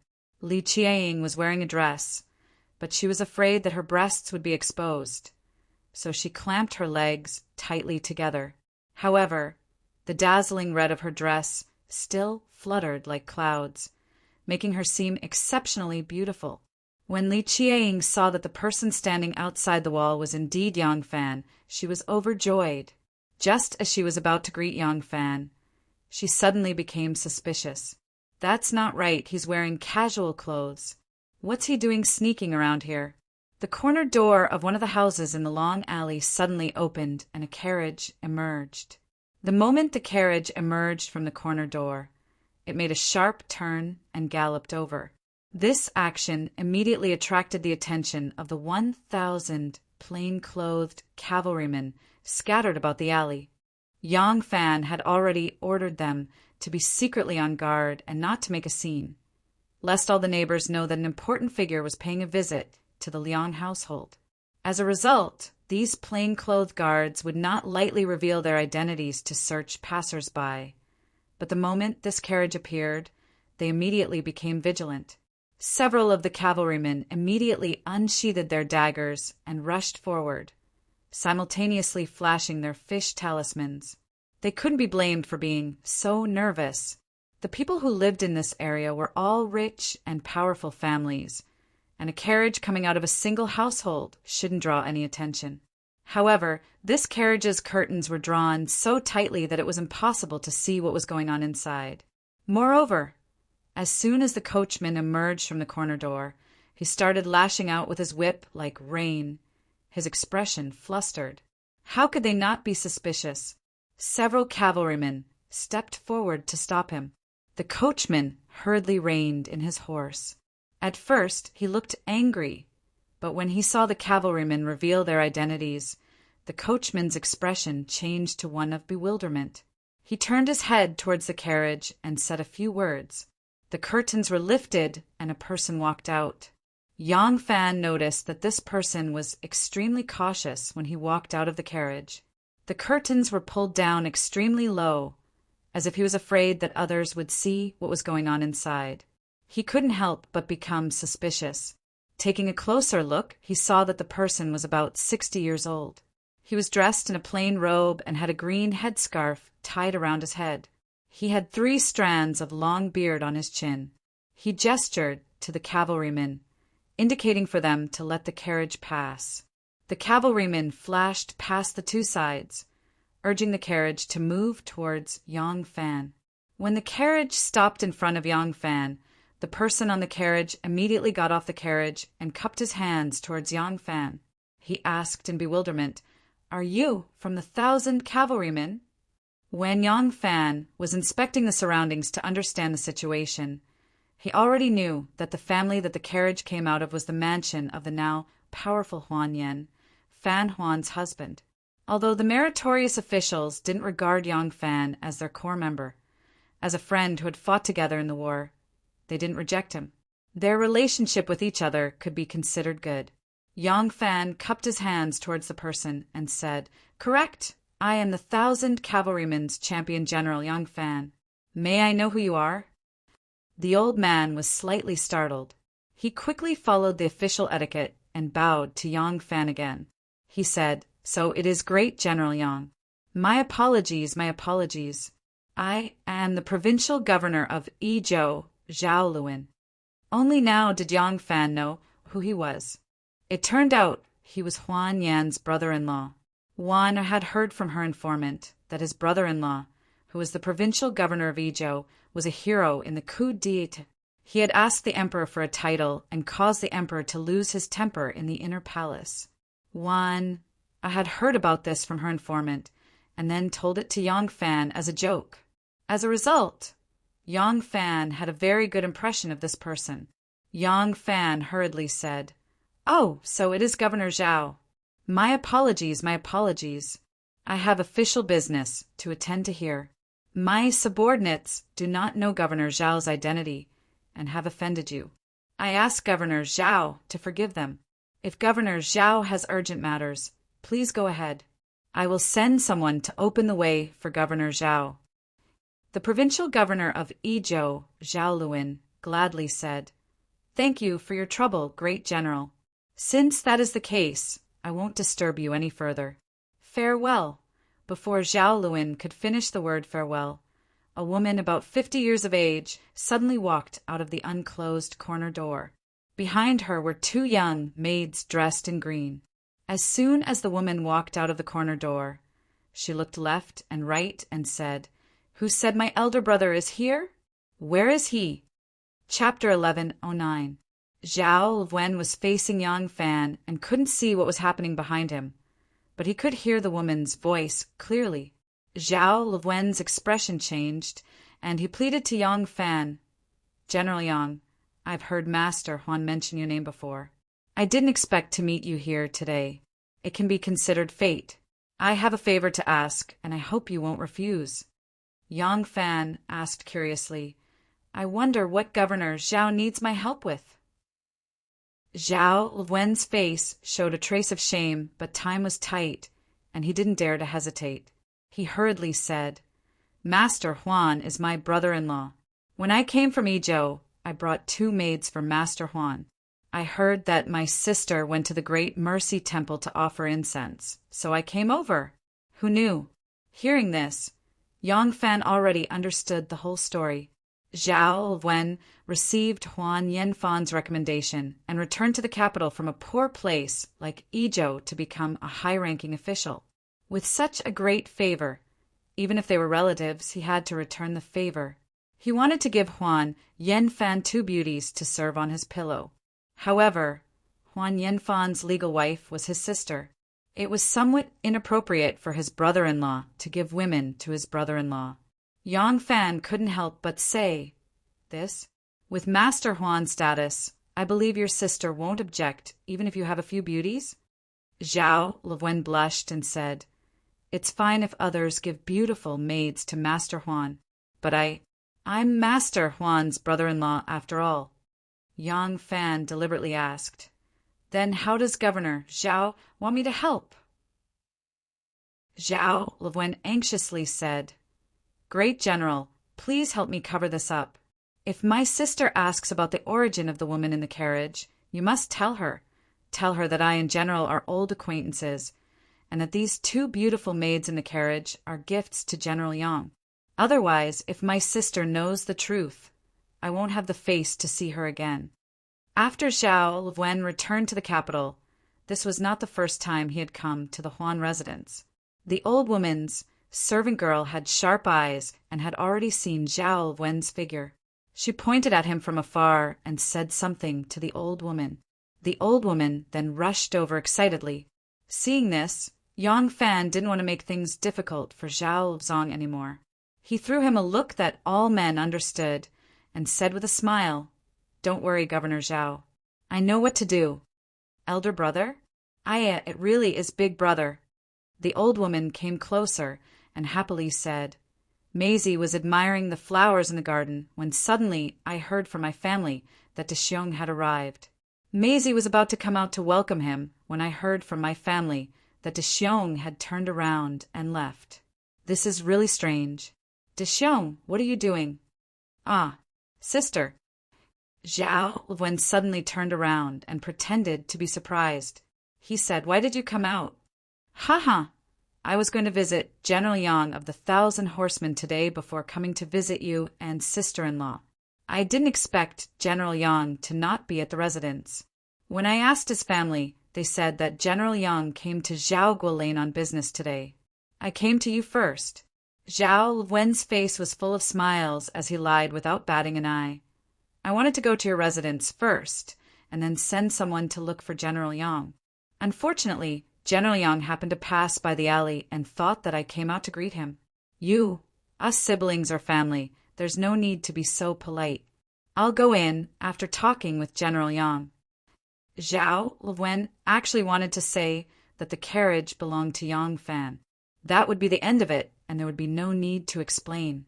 However, if he did that, he would not be able to explain how he came to the Huan residence. With his status, he could not have walked here. Moreover, his sister had seen his coachman before. He did not know if she remembered him. He could not take the risk. After all, he was an official. Not only was he meticulous, but he was also quick-witted. Zhao Wen actually came up with such a perfect excuse. Yang Fan secretly admired him. When Zhao Wen mentioned his status, Yang Fan bowed to Lady Huan and said politely, "Greetings, Lady Huan." Lady Huan was the wife of the Prime Minister and did not need to be too polite to Yang Fan. However, from the tone of her brother's voice, he should be a close friend of Yang Fan's in the official circles. Lady Huan smiled and nodded at Yang Fan. She then said to Zhao Wen, "Is big brother going back to the residence with sister now?" Zhao Wen stroked his beard and said, "Okay, General Yang, you are busy with military affairs. How can you not have a considerate maid by your side to take care of you? These two beautiful maids were gifts from my colleagues and friends when I went to the capital. I am already old. Wouldn't it be a waste to keep them by my side? Giving them to General is a hero and a beauty. They complement each other. Ha ha ha ha." Yang Fan looked like he was in a difficult position. "Oh, Governor, you're too polite. Speaking of which, when the Khitans rebelled, I went to Hebei province to carry out military affairs. I also received a lot of help from you. I only helped you a little in passing. I did not expect you to remember it. Such a big gift, I am too ashamed to accept it. Not at all. General Yang, this is a small gift from me. You don't have to be so polite." Zhao Wen said and coughed. He said to the coachman, "Please ask the two ladies to alight." Two young girls slowly alighted from the carriage. They looked to be about 15 or 16 years old. They had bright eyes and white teeth. Their faces were as beautiful as the moon and flowers. They were really beautiful.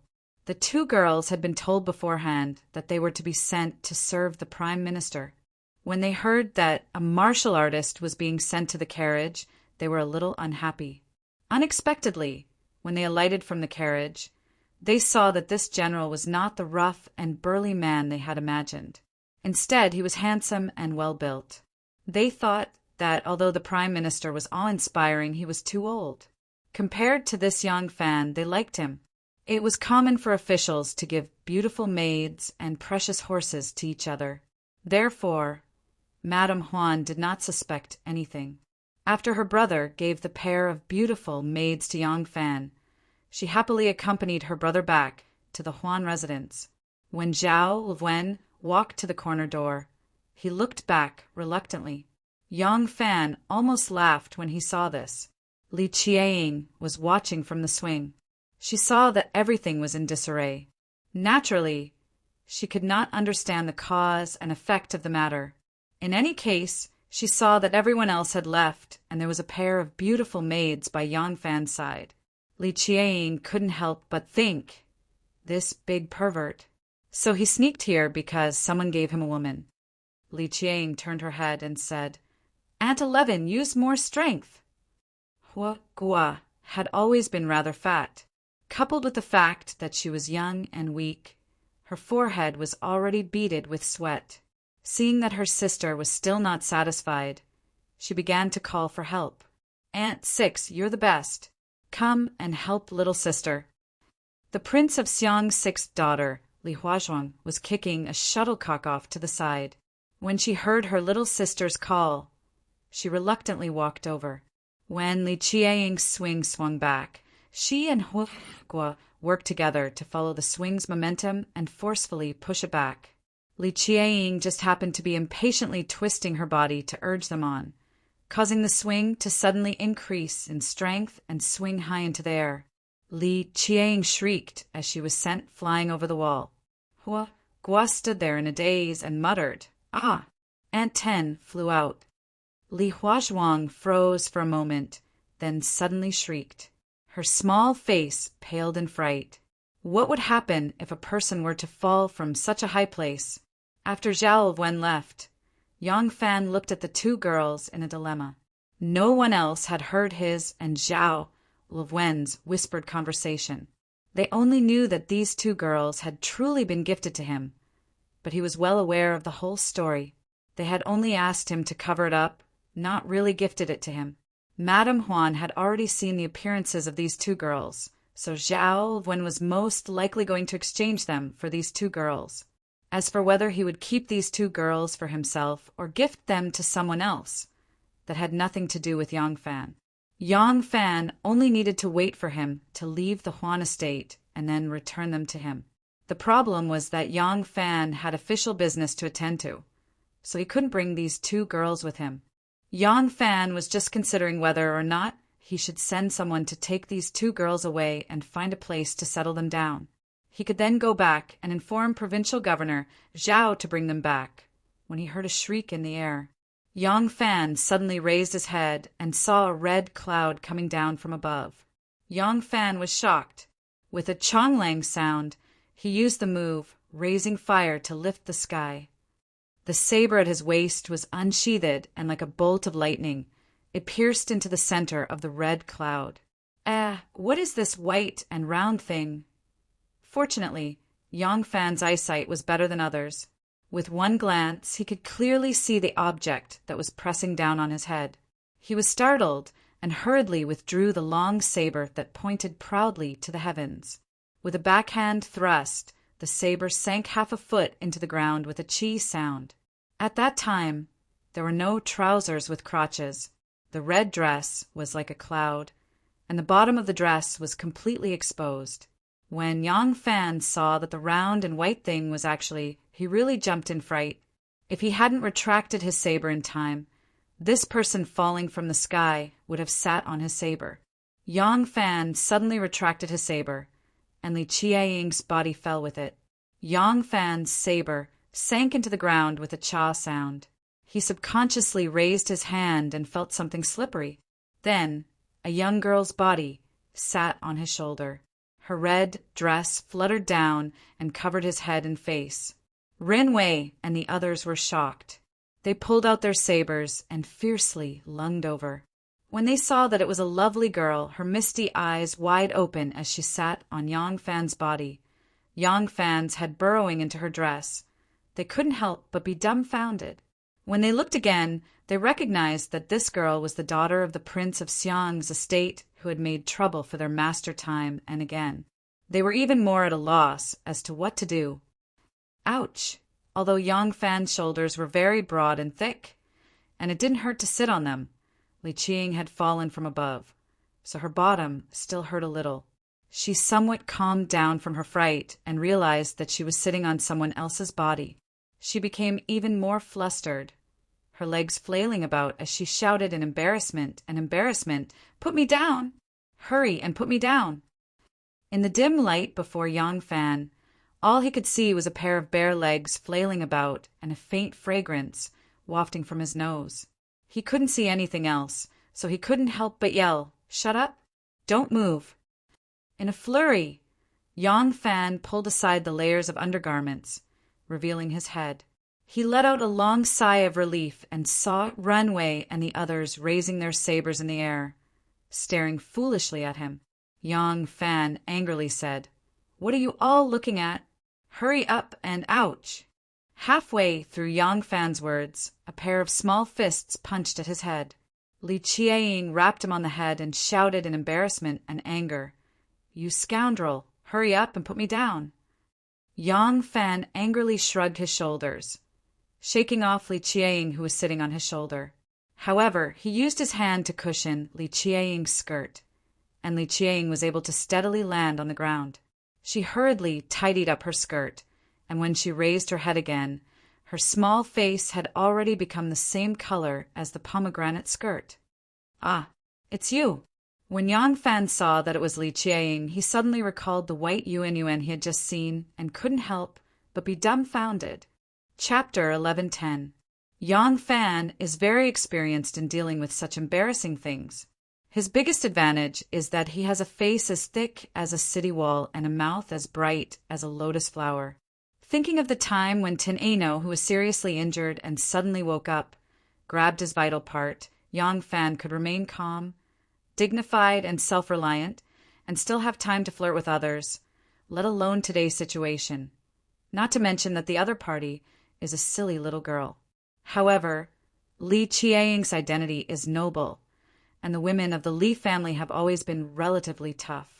Yang Fan is worried that Li Qiang is young and ignorant and doesn't know the importance of the situation.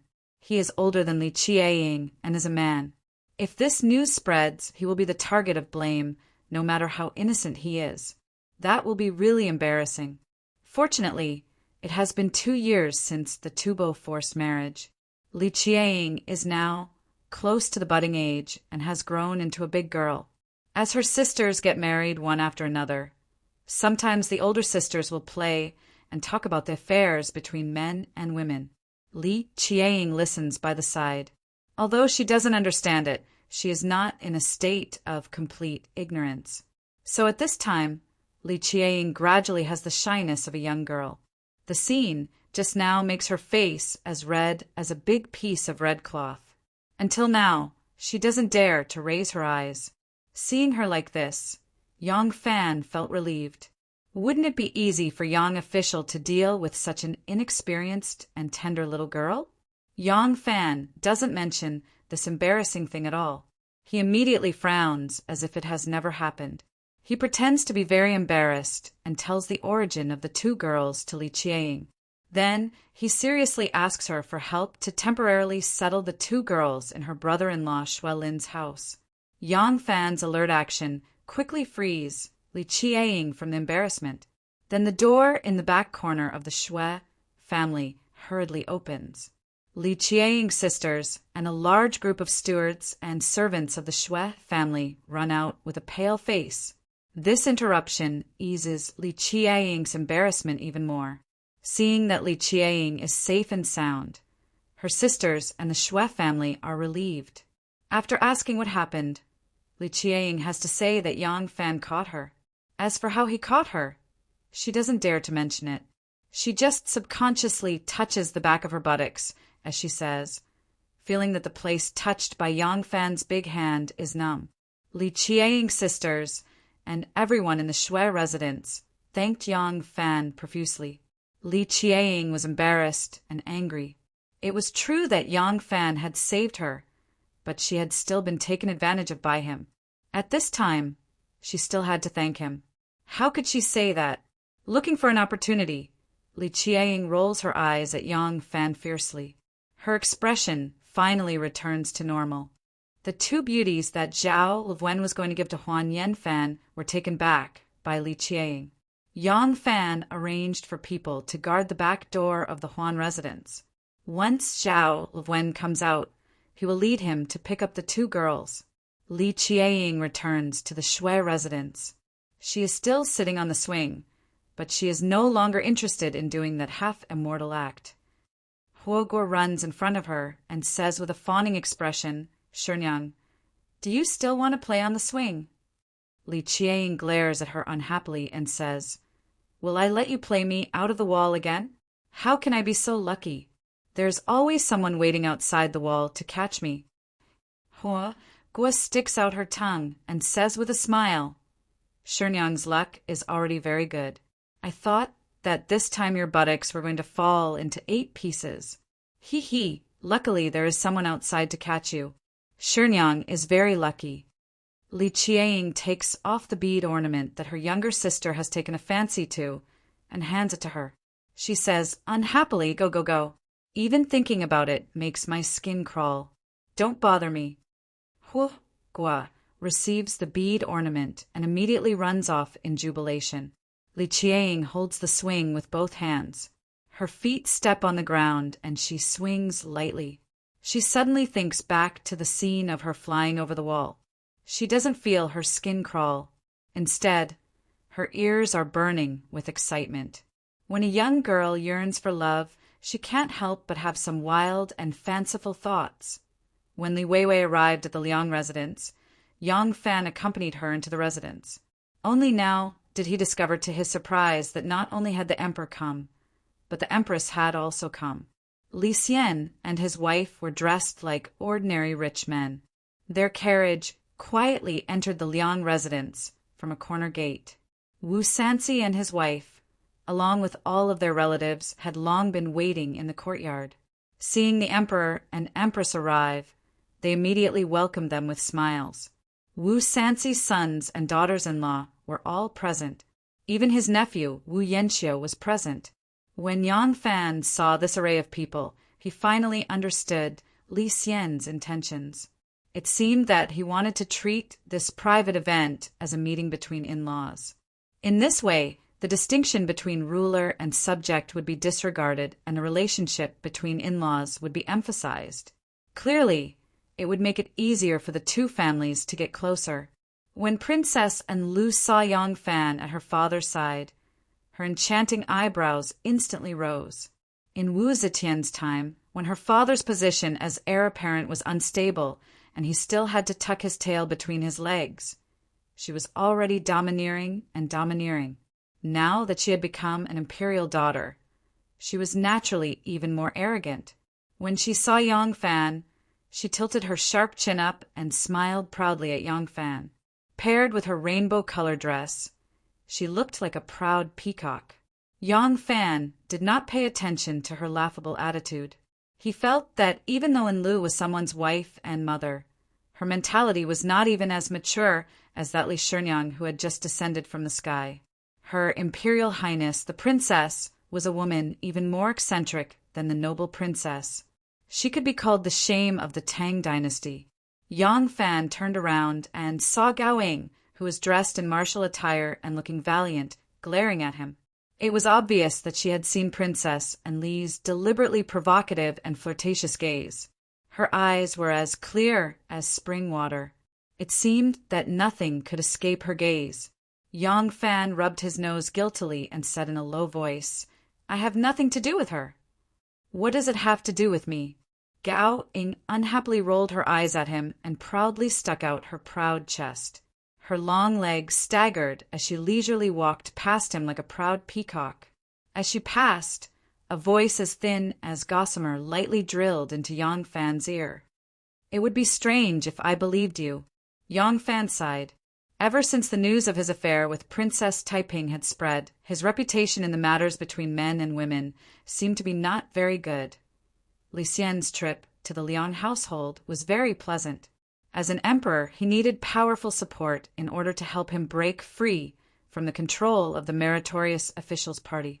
Although the Wu clan had not suffered any losses after the coup, the rise of the meritorious officials' party, the Prince of Xiang's party, and the Taiping party made Wu Sanxi deeply apprehensive. He knew that even though there was competition between these factions, if the Wu clan made any moves, these three factions would immediately unite to resist the Wu clan. As such, relying on this emperor was his best choice. By combining the two, they would be able to obtain the benefits they wanted. There were some things that did not need to be clearly stated on the table. Li Xian and Wu Sanxi did not mention a single word about matters of state during this family banquet, but the two of them understood each other's intentions. When Li Xian warmly invited King Liang to visit his relatives in the palace, Wu Sanxi happily agreed. One had to strike while the iron was hot.